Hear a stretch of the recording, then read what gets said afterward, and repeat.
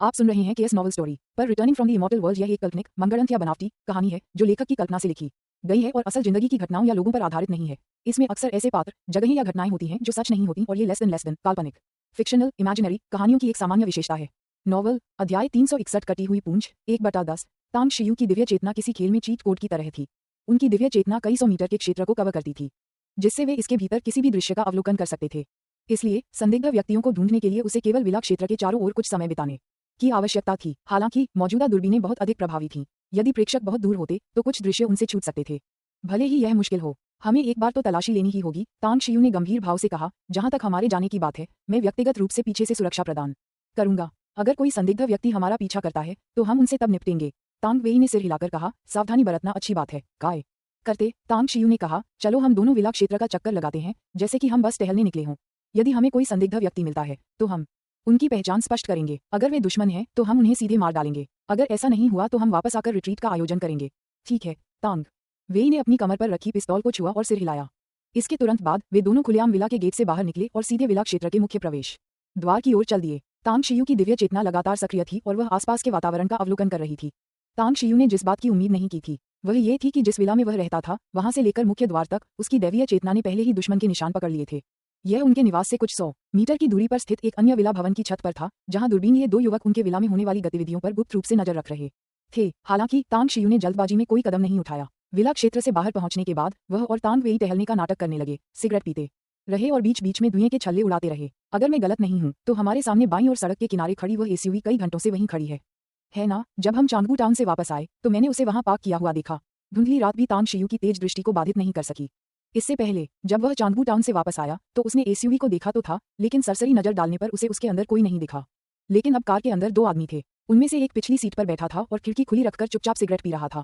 तांग वेई की दृष्टि तांग शियू जितनी तेज नहीं थी, क्योंकि वे दोनों एसयूवी से 300 से 400 मीटर दूर थे, इसलिए उसने कार के अंदर किसी को नहीं देखा। उसने सिर हिलाते हुए कहा, सड़क के किनारे गाड़ी खड़ी होना तो सामान्य बात है। जब हम पहले वापस आए थे तब मैंने उस कार पर ध्यान नहीं दिया था। तांग शियू ने कहा, सड़क किनारे गाड़ी खड़ी होना तो सामान्य बात है, लेकिन अगर उसके अंदर कोई हो तो क्या होगा?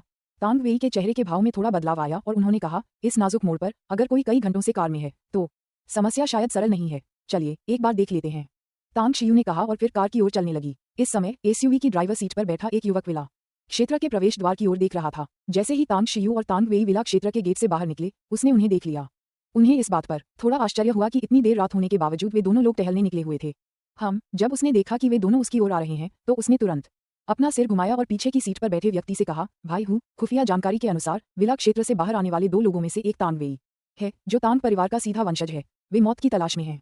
उस आदमी ने अपनी पिस्तौल निकाली। उसकी आंखों में एक ठंडी चमक दिखाई दी।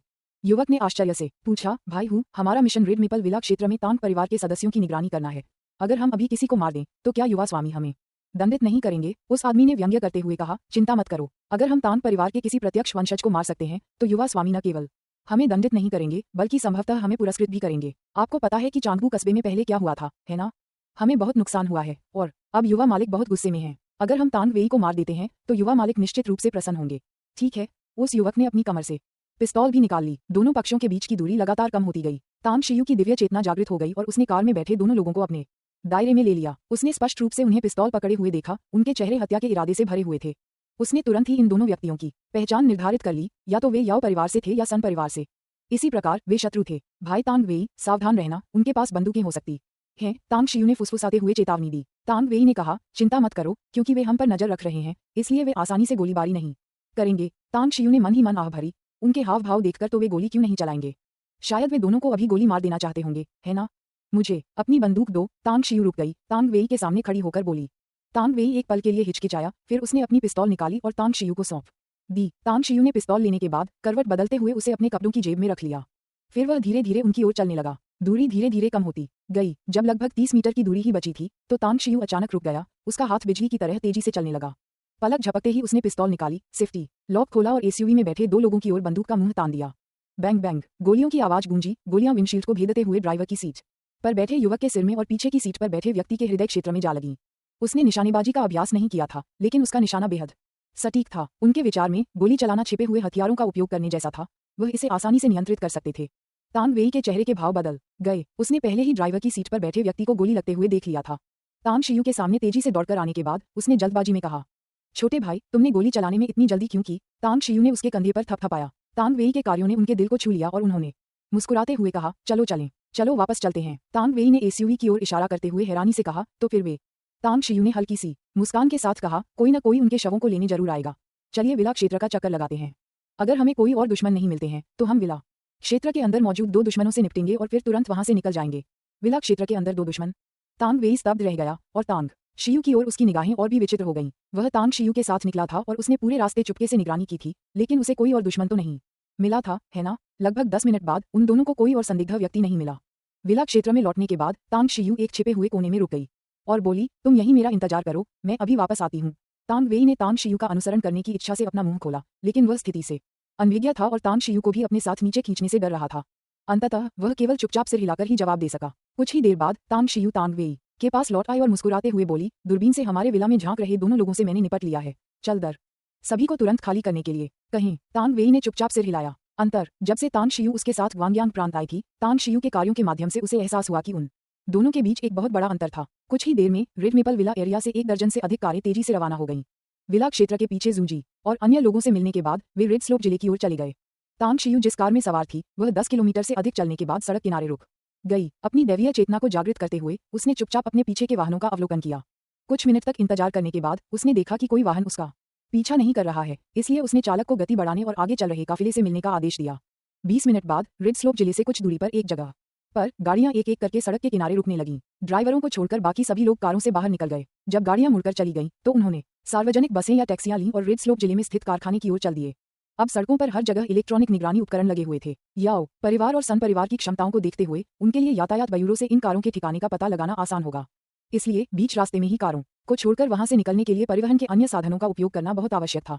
आधी रात के 2 बजे किराए के कारखाने के अंदर पूर्व श्रमिक छात्रावास के 1 दर्जन से अधिक कमरों की बत्तियां जल रही थीं। कुछ घंटे पहले गुओ सेन ने स्वयं लोगों का नेतृत्व करते हुए बड़ी मात्रा में बिस्तर, बर्तन, कड़ाही और अन्य दैनिक आवश्यक वस्तुएं खरीदी थीं। इसलिए तांग शियू और अन्य लोगों के संयुक्त प्रयासों से रहने के क्वार्टरों की सफाई कर दी गई थी। युवा स्वामी शियू, हमारा काम पूरा हो गया है। ली शियाओजी अपने साथ 1 दर्जन से अधिक बलवान पुरुषों को लेकर तांग शियू के धुएं से भरे सम्मेलन कक्ष में आया। तांग शियू ने सिर हिलाया, पास में रखी मेजों और कुर्सियों की ओर इशारा किया, उसे बैठने का संकेत दिया और धीरे से पूछा, उन दर्जन कारों का क्या हुआ? ली शियाओजी ने कहा, उन सभी को गुआनचेंग में ट्रैफिक पुलिस ब्रिगेड के पास छोड़ दिया गया था। तांग शियू के होंठों पर मुस्कान आ गई और उसने सिर हिलाते हुए कहा, शाबाश, अब पहल करने का समय हमारा है। आज आप सभी को अच्छा आराम मिलेगा। कल दोपहर तक मेरे पास कार्य योजना तैयार हो जाएगी।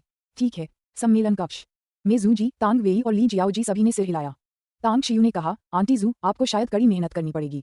मुझे ग्वांगयांग प्रांत में याओ परिवार और सन परिवार के विशिष्ट व्यवसायों के साथ साथ उनके कंपनी पते और सदस्यों की सूची के बारे में जानने की आवश्यकता है। मैं इसे कल दोपहर 2 बजे से पहले देखना चाहता हूँ। जूजी ने सिर हिलाकर कहा, मैं इस पहलू से अच्छी तरह वाकिफ हूँ, इसे मुझ पर छोड़ दीजिए।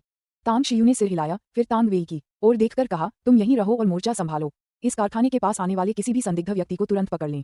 यदि कोई विरोध करे तो उसे निर्दयतापूर्वक मार डालो। ठीक है। तांग वेई ने भारी मन से सिर हिलाया। तांग शियू ने ली शियाओजी की ओर देखकर कहा, कल तुम मेरे साथ फुगांग प्रांत चलोगी? मैं स्वयं बाई परिवार के मुखिया से मिलना चाहता हूँ। हाँ, ली जियाओजी ने तुरंत कहा। तांग शियू द्वारा अपनी व्यवस्थाएं पूरी करने के बाद तीनों सम्मेलन कक्ष से बाहर निकल गए। कॉन्फ्रेंस रूम के बाहर गलियारे में ब्लैक ड्रैगन दीवार से टिककर सिगरेट पी रहा था।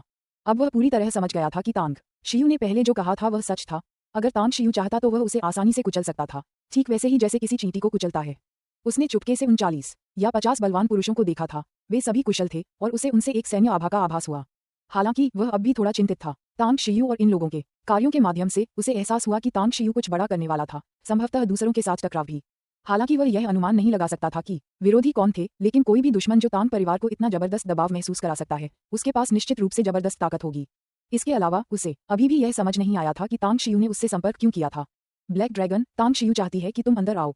जूजी के कॉन्फ्रेंस रूम से बाहर निकलते ही उसकी निगाह ब्लैक ड्रैगन पर पड़ी। अध्याय 362 तांग शियू की यात्रा 2/10। ब्लैक ड्रैगन का दिल कांप उठा और उसने जल्दी से सिर हिलाकर कॉन्फ्रेंस रूम की ओर रुख किया। अंदर प्रवेश करते ही उसने तांग शियू को कुर्सी पर सिगरेट पीते देखा और सावधानी से पूछा, युवा स्वामी तांग, आपके क्या आदेश हैं? तांग शियू ने पास ही रखी एक कुर्सी की ओर इशारा करते हुए कहा, बैठो।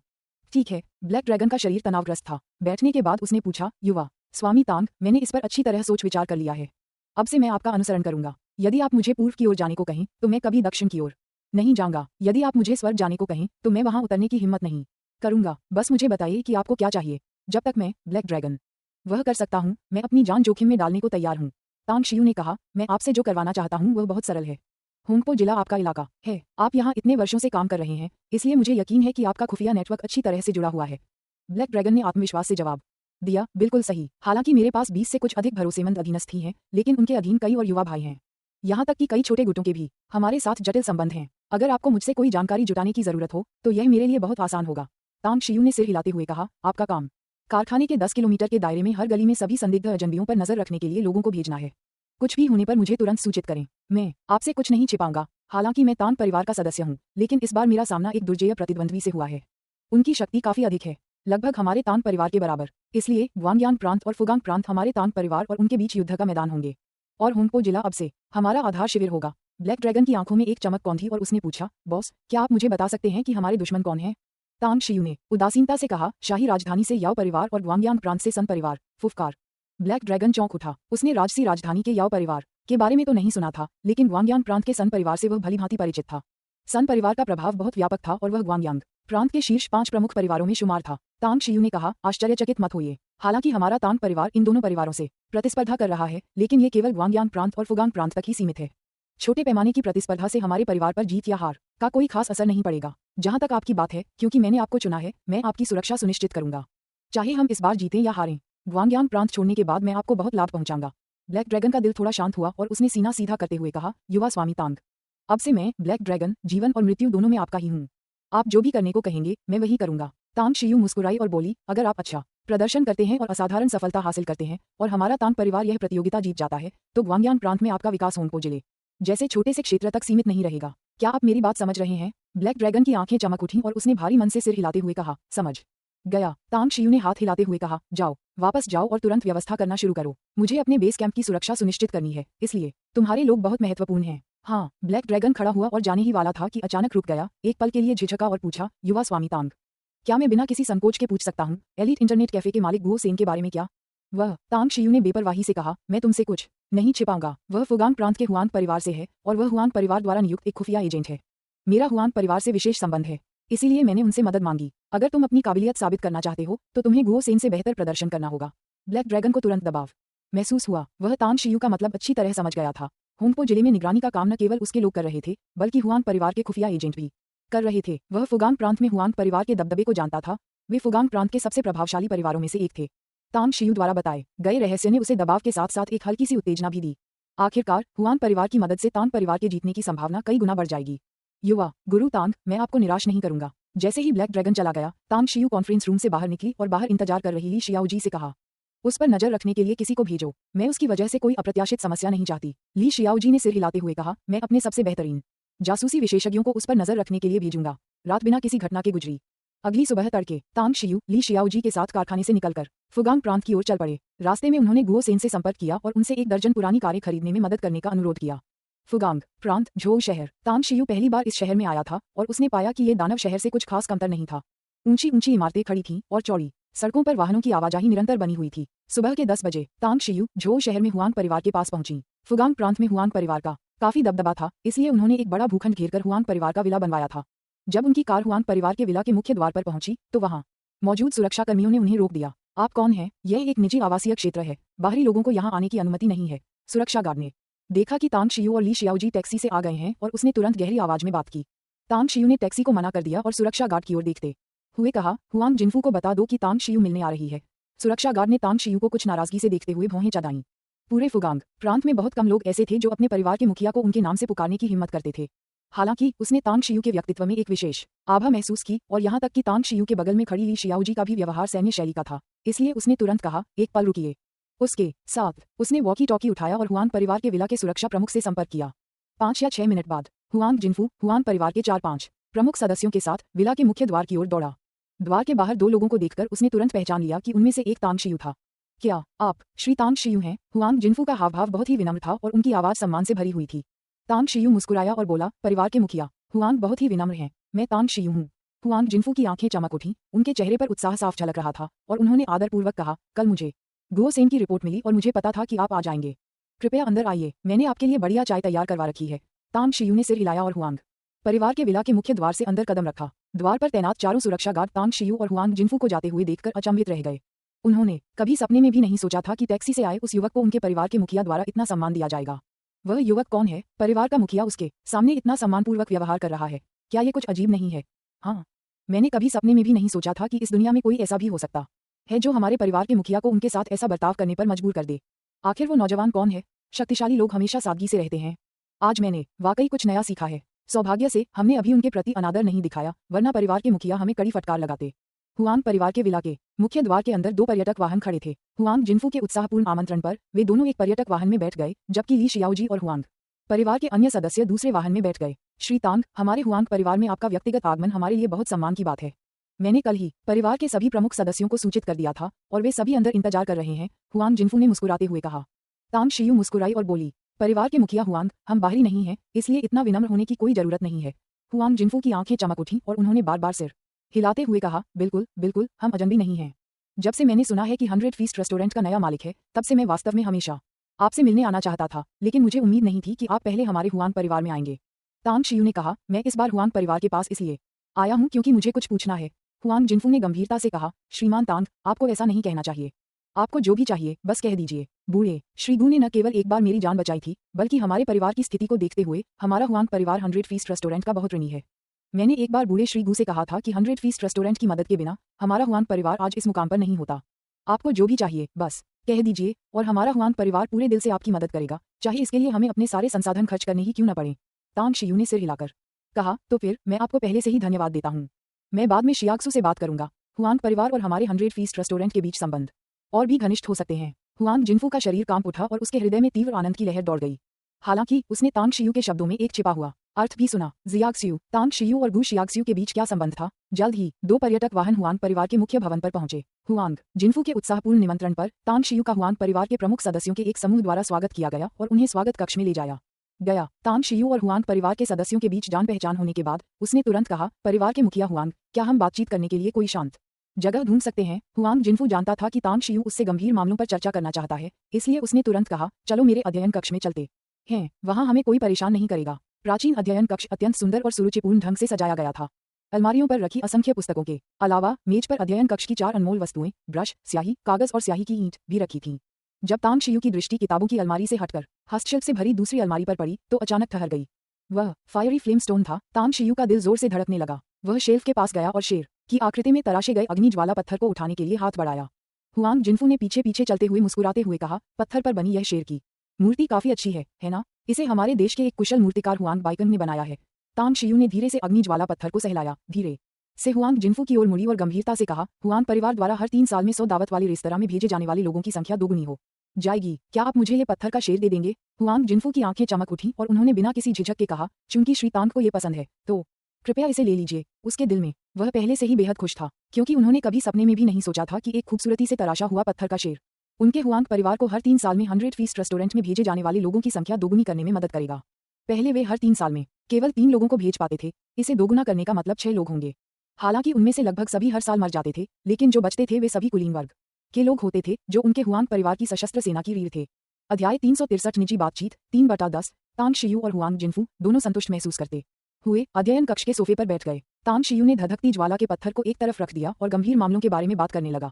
कुलपति हुआंग, मैं 100 फीस्ट रेस्टोरेंट का मालिक हूँ, आप ये जानते हैं, लेकिन मेरी एक और पहचान है जिसके बारे में मुझे लगता है कि आपने पहले ही अनुमान लगा लिया होगा। हुआंग जिन्फू की आंखों में आश्चर्य की एक झलक दिखाई दी और उन्होंने कहा, आप और शाही राजधानी में तांग परिवार?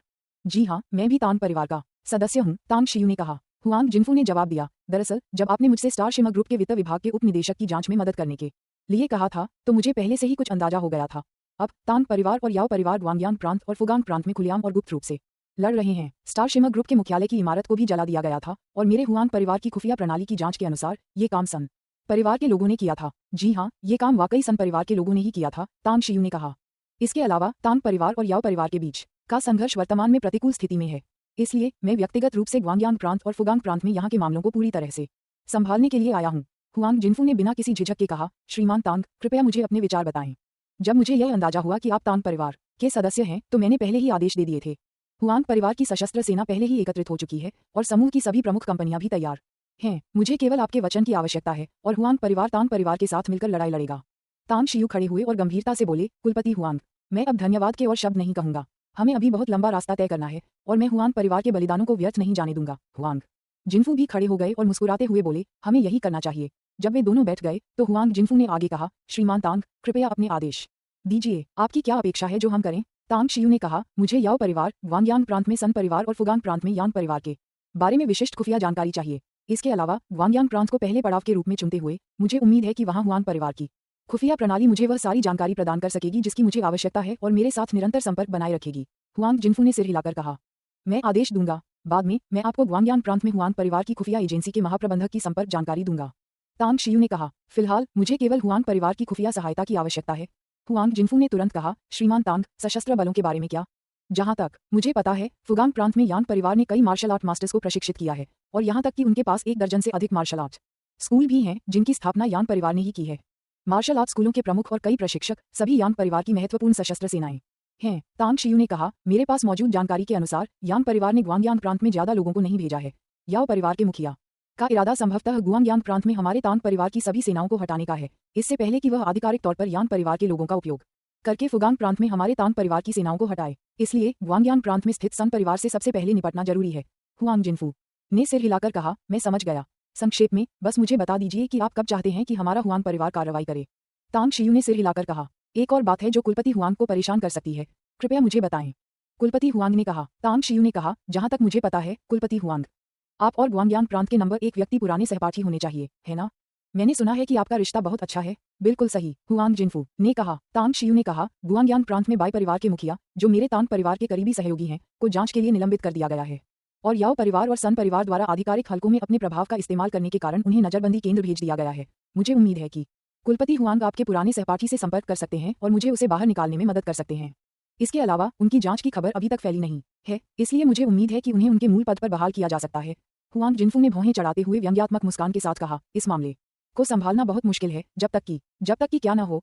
तांग शियू ने पूछा। हुआंग जिनफू ने कहा, जब तक मैं उनसे यह वादा नहीं कर देता कि उनके परिवार के एक सदस्य को हर साल 100 फीस्ट रेस्टोरेंट में भेजा जाएगा, तब तक ये संभव नहीं होगा। पिछले कई वर्षों से वह मुझसे पूछता रहा है कि हुआंग परिवार के उस्तादों को किस शक्ति ने प्रशिक्षित किया था, लेकिन मैंने 100 फीस्ट रेस्टोरेंट का खुलासा करने की हिम्मत नहीं की, इसलिए मैंने उसे कभी जवाब नहीं दिया। तांग शियू ने अपनी ठुड्डी सहलाते हुए कहा, उससे वादा करो। हुआंग जिनफू का चेहरा गंभीर हो गया और उसने सिर हिलाते हुए कहा, अगर मैं उससे वादा करता हूं तो मैं गारंटी दे सकता हूं कि वह और उसका परिवार बाई परिवार के मुखिया की रक्षा के लिए अपनी पूरी ताकत लगा देंगे।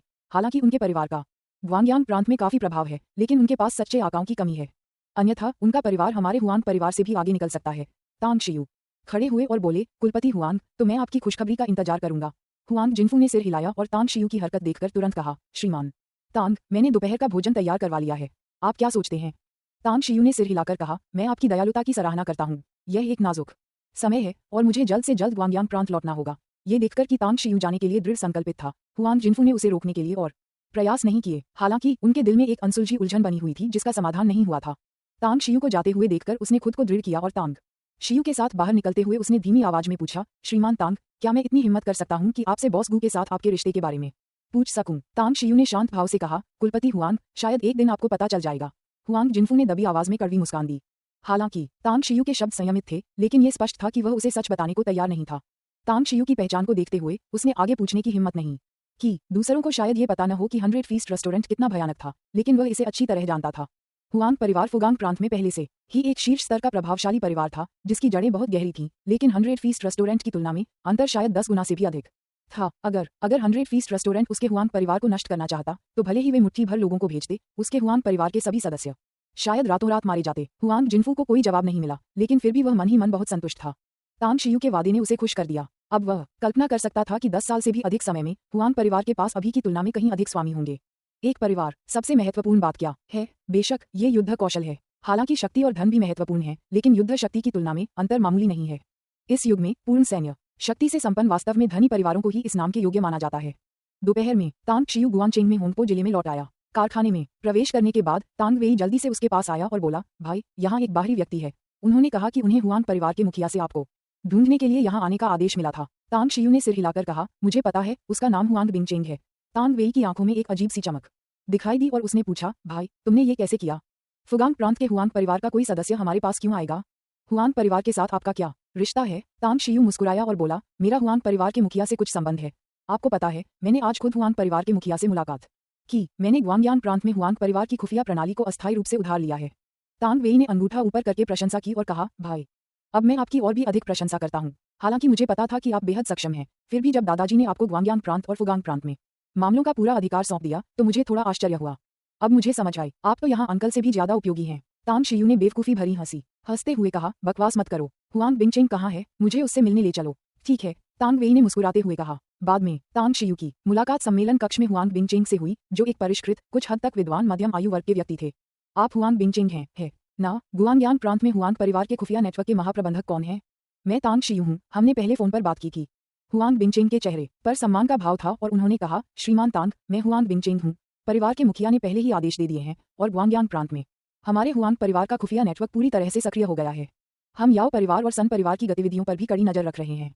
हालांकि हम ये नहीं कह सकते कि हम उनके हर एक कदम का समय रहते पता लगा सकते हैं, लेकिन अगर वे कोई बड़ा कदम उठाते हैं तो वह निश्चित रूप से हमारे खुफिया कर्मियों की नजरों से नहीं बच पाएगा। तांग शियू ने हल्के से सिर हिलाया और मुस्कुराते हुए कहा, आपकी आगे की क्या योजनाएं हैं? क्या आप यहीं रुकेंगे या कहीं और? क्या हम फोन पर एक दूसरे से संपर्क कर सकते हैं? हुआंग बिंगचेंग ने कहा, मैं अभी भी अपने मूल स्थान पर ही रहूंगी, लेकिन जैसे ही मुझे कोई जानकारी मिलेगी मैं आपको सूचित कर दूंगा। तांग शियू ने सिर हिलाकर कहा, आपकी मेहनत के लिए धन्यवाद। हुआंग बिंगचेंग ने झट से मुस्कुराते हुए कहा, कोई परेशानी नहीं, हमें यही करना चाहिए। तांग शियू द्वारा हुआंग बिंगचेंग को विदा करने के बाद जूजी ने उन्हें संकलित सामग्री सौंप दी। ये सभी याओ परिवार और सन परिवार की व्यावसायिक जानकारी थी जिसे उसने एकत्र किया था और जिसकी उसने जांच की थी। इसमें सन परिवार के विशिष्ट सदस्यों की सूची, उनके व्यवसायों के लिए जिम्मेदार लोग, राजनीतिक हस्तियां आदि भी शामिल थीं। तांग शियू के पढ़ने के बाद उसका चेहरा कुछ गंभीर हो गया। उन्होंने पाया कि सन परिवार वास्तव में ग्वांग्यांग प्रांत में काफी शक्ति रखता था। उनके परिवार की सैन्य शक्ति की सीमा को छोड़ दें तो अकेले ग्वांग्यांग प्रांत में उनकी 3 सूचीबद्ध कंपनियों ने आश्चर्यजनक वित्तीय शक्ति का प्रदर्शन किया। भाई, मैंने ये जानकारी पढ़ ली है। व्यापारिक मामलों को सुलझाना आसान है। अगर हम कड़ा प्रहार करें तो हम अस्थायी रूप से याओ परिवार और सन परिवार के व्यवसायों को बाधित कर सकते हैं। हालांकि सन परिवार की सैन्य शक्ति को कम नहीं आंकना चाहिए।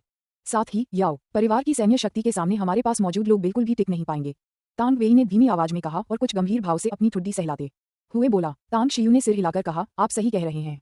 आंटी जू ने केवल उनकी प्रत्यक्ष सैन्य शक्ति की ही जांच की थी। कौन जाने कि उन्होंने पर्दे के पीछे कितनी सशस्त्र सेना छिपा रखी है। लगता है मुझे अभी भी कुछ सहायकों की जरूरत है। तांग वेई के चेहरे के भाव बदल गए और उसने तुरंत पूछा, हमें मदद करने वाले कहाँ मिलेंगे? तांग शियू ने हल्की सी मुस्कान बिखेरी, अपना फोन निकाला और एक नंबर डायल किया। दूसरे पक्ष के जवाब देने के बाद उसने गहरी आवाज में कहा, मुझे 10 उस्तादों की तत्काल आवश्यकता है जो गुआनचेन के होंगपो जिले में पहुंचे। मैं एक टेक्स्ट मैसेज में सटीक पता लिखकर उसे आपके फोन के इनबॉक्स में भेज दूंगा। जी बॉस। दूसरे पक्ष ने तुरंत सहमति दे दी। अध्याय 364 एक खूनी रात 4/10 अनुशंसाओं की मांग है। तांग शियू ने फोन रखते हुए तांग वेई और जूजी के उत्सुक भावों को देखा और हल्की मुस्कान के साथ कहा, चिंता मत करो। हालांकि मैंने सिर्फ 10 लोगों को फोन किया है, लेकिन वे 50 यहाँ तक कि 100 लोगों का भी मुकाबला कर सकते हैं। हमारा अगला कदम जरूर सफल होगा। जूजी ने संकोच से पूछा, क्या वे हुआंग परिवार से हैं? तांग शियू ने सिर हिलाकर कहा, नहीं, वे मेरे लोग हैं। जूजी ने उलझन में पूछा, तांग शियू, मुझे आपकी बात ठीक से समझ नहीं आई। आपने अपने लोगों की बात की? क्या आपने कुछ लोगों को प्रशिक्षित भी किया है? तांग शियू ने हल्की सी मुस्कान के साथ कहा, हाँ, मैंने कुछ लोगों को प्रशिक्षित किया था।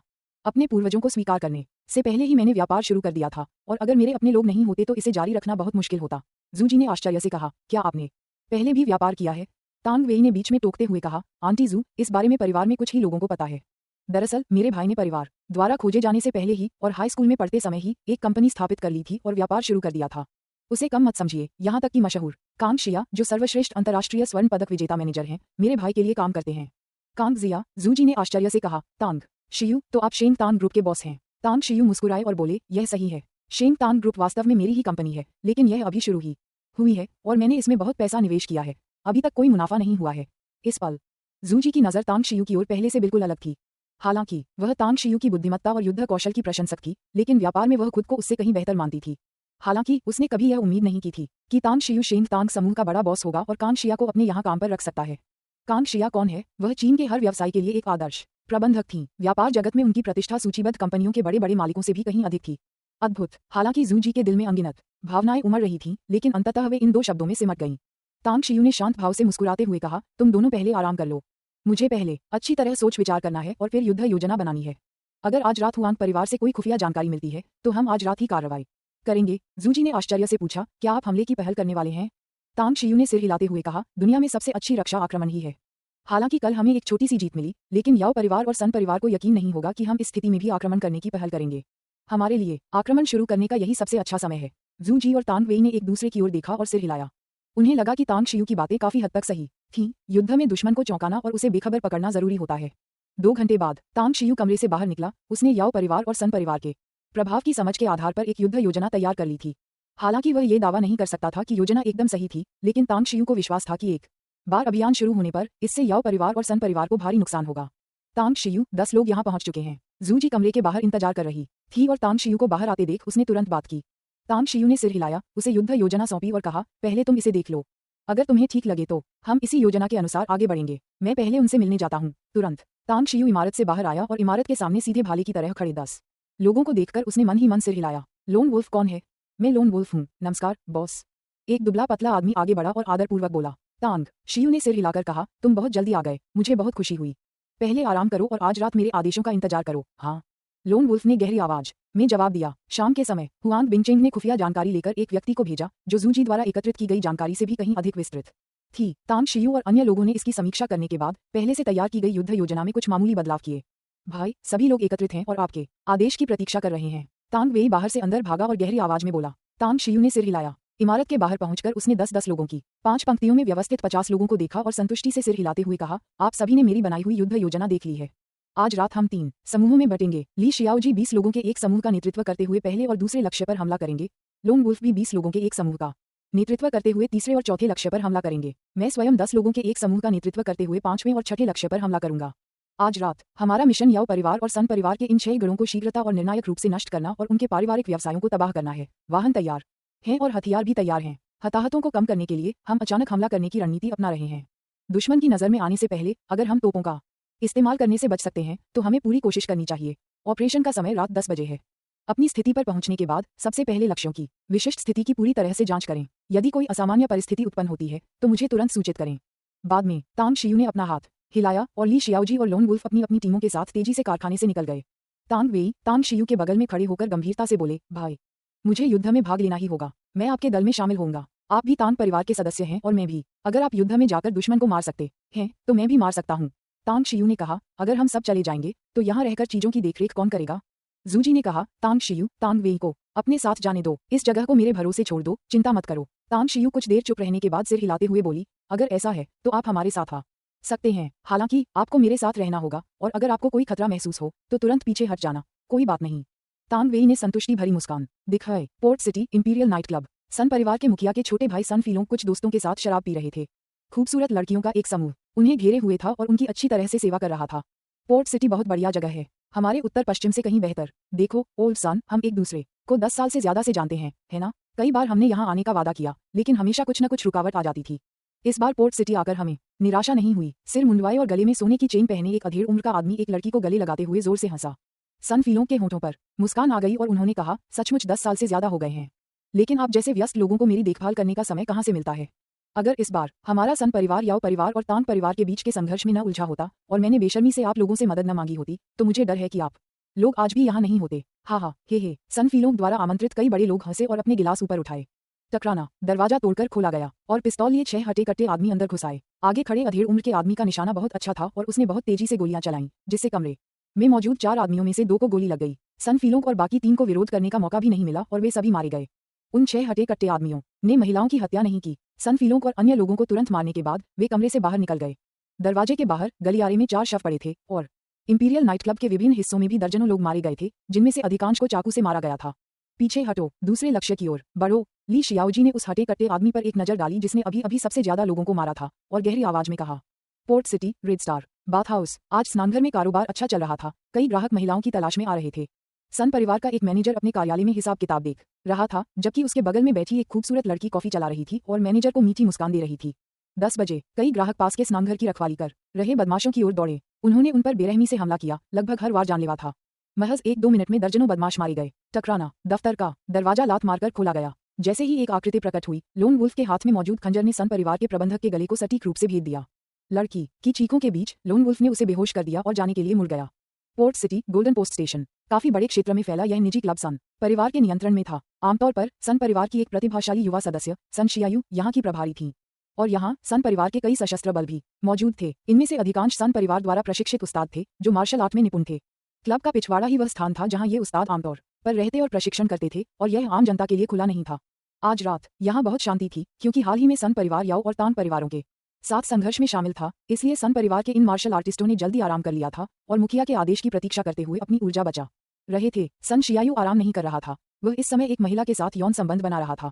पफ, एक तेज धारदार त्रिकोणीय सैन्य चाकू सुन शियायू की पीठ में घोंप दिया गया। चाकू निकालते ही सुन शियायू का चेहरा पीला पड़ गया। अचानक ऊपर देखते ही वह ये देखकर भयभीत हो गया कि बिस्तर के पास एक युवक खड़ा है। आप कौन हैं? वह झटपट करवट बदलकर आश्चर्य से चिल्ला उठा। तांग शियू के होठों पर मुस्कान आ गई। अपनी दैवीय चेतना से उसने पास ही में दर्जनों सन परिवार के स्वामियों को सोते हुए मरते देखा और शांत भाव से मुस्कुराते हुए कहा, सन शियायू, तुम सन परिवार की पहली सदस्य हो जो मर रही हो। चिंता मत करो, जल्द ही सन परिवार के और भी सदस्य तुम्हारा अनुसरण करेंगे। मैं वादा करता हूँ, सन परिवार जल्द ही ग्वांगयांग प्रांत से गायब हो जाएगा और फिर कभी प्रकट नहीं होगा। उनके बोलने से पहले ही तांग शियू के हाथ में मौजूद त्रिकोणीय सैन्य चाकू बिजली की तरह तेजी से निकला और सुन शियायू की भौहों के बीचों बीच घुस गया। फिर उसने तकिए के नीचे से बंदूक निकालने की कोशिश कर रही नग्न महिला के पेट पर लात मारी।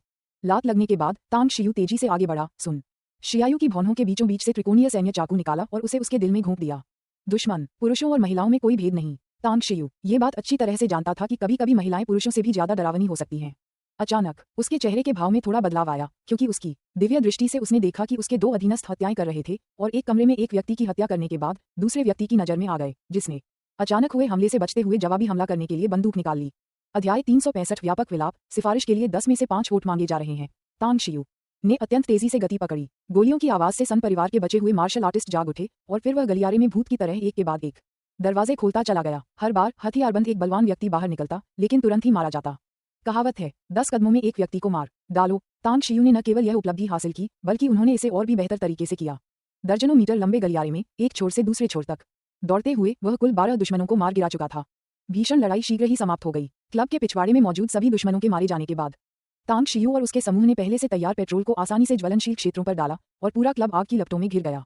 भाई, काम हो गया। तांग वेई अपने 2 अंगरक्षकों के साथ जलती हुई इमारत की ओर बढ़े। उनके चेहरे पर एक चौड़ी मुस्कान थी। तांग शियू ने सिर हिलाते हुए कहा, शाबाश। हमारे ऑपरेशन का सबसे महत्वपूर्ण पहलू यह है कि हम अपनी पहचान उजागर न होने दें, इसलिए प्रत्येक लक्ष्य स्थल पर लगे निगरानी उपकरणों को तुरंत नष्ट करना होगा। चलिए, हमें लक्ष्य स्थल नंबर 6 पर जल्दी पहुंचना होगा। तांग वेई चौंक गया, भ्रमित हो गया और पूछा, क्या हम सामने वाले क्लब को नहीं जला रहे हैं? तांग शियू ने सिर हिलाते हुए कहा, क्लब में बहुत सारे मेहमान हैं। अगर हम इसे अभी जला देते हैं तो इससे कई बाहरी लोग फंस सकते हैं। इस लड़ाई के बाद भले ही हम इस क्लब को न जलाएं, फिर भी भविष्य में बहुत कम लोग यहाँ आएंगे। ये सुनकर तांग वेई ने सिर हिलाया और मुस्कुराते हुए कहा, आपकी बात सही है। आग से सबसे ज्यादा डर लगता है। अगर मैं यहाँ का कोई ग्राहक होता और आग लगने के साथ साथ हत्या भी हो जाती, तो शायद मैं भी भविष्य में यहाँ बार बार नहीं आता। उसके बाद 12 लोगों का वह समूह चुपचाप दीवार फांदकर वहां से चला गया। पोर्ट सिटी की हवा में खून की हल्की सी गंध फैली हुई थी। अनगिनत तारे किसी अज्ञात समय में बहते हुए काले बादलों से ढक गए थे और ऐसा लग रहा था मानो पूरी दुनिया सो गई हो। 6 स्थान। उस रात याओ और सन परिवारों द्वारा प्रशिक्षित 200 से अधिक विशेषज्ञों की बेरहमी से हत्या कर दी गई। इनमें से 4 स्थान याओ और सन परिवारों द्वारा संचालित समूह कंपनियां और महत्वपूर्ण गोदाम थे, जो पूरी तरह से जलकर राख हो गए। हार्बर बे विला, पोर्ट सिटी। विला की दूसरी मंजिल की खिड़की से याओ शिन्हुआ का चेहरा गुस्से से विकृत हो गया था, क्योंकि उसने अपने हाथ में पकड़े हुए कांच के गिलास को गुस्से में तोड़कर टुकड़े टुकड़े कर दिया था। याओ शिन्हुआ के सामने एक पुरुष और एक महिला खड़े थे, मानो सांस लेने की भी हिम्मत न कर रहे हों। सोफे के दूसरी ओर थोरफिन और एमरी सिगार पी रहे थे और अपने हाथों में मौजूद हथियारों से खेल रहे थे।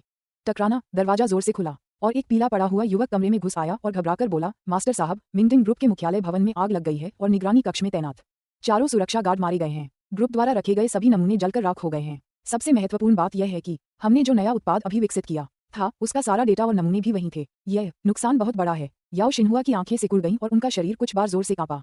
वह जानते थे कि मिंगडिंग समूह द्वारा विकसित नया उत्पाद क्या था। ये गठिया के इलाज की एक नई दवा थी। उस दोपहर नए उत्पाद के विकास के प्रभारी मुख्य व्यक्ति ने उत्पाद की विस्तृत जानकारी देने के लिए नमूने और शोध डेटा मुख्यालय में लाए थे। धिक्कार है, मैंने उन चीजों को समूह मुख्यालय में क्यों रख दिया? याओ शिन्हुआ का दिल पछतावे और गुस्से से भरा हुआ था। उसके चेहरे के भाव पहले से ही कुछ विकृत हो गए थे। Ring ring ring. डेस्क पर रखा फोन बज उठा। याओ शिन्हुआ ने कॉलर आईडी देके बिना ही फोन छीन लिया और तीखे स्वर में पूछा, क्या बात है? युवा स्वामी याओ, बहुत बड़ी घटना घटी है। हमारे सन परिवार के नाइट क्लबों और स्नानागारों पर अज्ञात लोगों ने हमला किया है, जिसमें भारी जानमाल का नुकसान हुआ है। गोल्डन पोस्ट प्राइवेट क्लब में हमारे सन परिवार के कई सशस्त्र कर्मी मौजूद थे, लेकिन वे सभी मारे गए और वह स्थान भी जलकर राख हो गया। हमारे सन परिवार के सन ग्रुप मुख्यालय को भी जला दिया गया और कई सुरक्षाकर्मी मारे गए। मेरे छोटे भाई सन फीलोंग भी मारे गए। फोन से सन परिवार के मुखिया सन फीले की आवाज आ रही थी। याओ शिन्हुआ ने मुंह खोला, लेकिन उसे समझ नहीं आ रहा था कि क्या कहे। काफी देर चुप रहने के बाद उसने कड़वे स्वर में कहा, तुरंत हार्बर बे विला आ जाओ, मैं तुम्हारा इंतजार करूंगा। ठीक है। सन फीले सहमत हो गई और फिर उन्होंने सीधे फोन काट दिया। याओ शिन्हुआ कुछ देर चुप रहे। उनके चेहरे का उग्र भाव धीरे धीरे गायब हो गया। अचानक उनके चेहरे पर हल्की सी मुस्कान आ गई। सोफे पर वापस बैठते हुए उन्होंने मन ही मन बुदबुदाया, दिलचस्प, ये तो वाकई बहुत दिलचस्प है। इस तरह की हरकत तांग युनपिंग के अंदाज से मेल नहीं खाती। वह इतना पागलपन भरा काम कभी नहीं करेंगे। कौन हो सकता है? तांग वेई। उस लड़के में वाकई बेरहमी है, लेकिन उनका तांग परिवार हमारी खुफिया जानकारी की इतनी गहराई से जांच कैसे कर सकता है? सोफे पर आराम से बैठा थोरफिन अचानक ऊपर देखकर बोला, कैप्टन याओ, क्या आप इस तांग वेई को अच्छी तरह जानते हैं? क्या उसने कभी कठोर सैन्य प्रशिक्षण लिया है? याओ शिनहुआ ने सिर हिलाते हुए कहा, उसे भला कोई सैन्य प्रशिक्षण कैसे मिल सकता है? वह तो शाही राजधानी का एक अयाश है, इसलिए उसने तान परिवार के कुछ कारोबार भी संभाले हैं, लेकिन वह व्यापार के लिए बिल्कुल भी उपयुक्त नहीं है। ज्यादा से ज्यादा उसने ताइक्वांडो का अभ्यास किया होगा और उसके कौशल आम लोगों से थोड़े बेहतर हैं। थोरफिन ने सिर हिलाते हुए कहा, तो फिर वो नहीं है। चांगबू टाउन ब्रांड कैबिनेट फैक्ट्री में हमारे लोगों पर हमला हुआ था, वहाँ एक माहिर मौजूद था। वो आदमी बहुत ही ताकतवर है, शायद मेरे पास भी उतनी काबिलियत न हो। मैंने मारे गए लोगों के जख्मों की जांच की और कई तो एक ही वार में मारे गए थे। याओ शिनहुआ के चेहरे के भाव बदल गए। वह थोरफिन के कौशल को समझ गया था। एक ऐसा दुश्मन जिसके सामने थोरफिन खुद अपनी हीनता स्वीकार करता था, उसे सतर्क कर रहा था। समय बीत गया। आधे घंटे बाद सन फेलेई 1 दर्जन से अधिक अंगरक्षकों के साथ हाबा बे विला की ओर दौड़ी। कुलपति सूर्य, बैठो। याओ शिनहुआ ने सामने वाले सोफे की ओर इशारा करते हुए शांत भाव से कहा। सन फेलेई ने कड़वाहट से कहा, युवा स्वामी याओ, आज रात हमारे सन परिवार को भारी नुकसान हुआ। तान परिवार ने मानो पागलों की तरह हमारे सन परिवार के इलाकों पर बिना किसी संकोच के हमला किया। सबसे बुरी बात यह है कि वे हमारे सन परिवार के इलाकों को भली भांति जानते थे। उन्होंने छुपकर हमले किए और सफल होते ही तुरंत पीछे हट गए। मुझे तो लोगों को बचाव के लिए भेजने का भी समय नहीं मिला।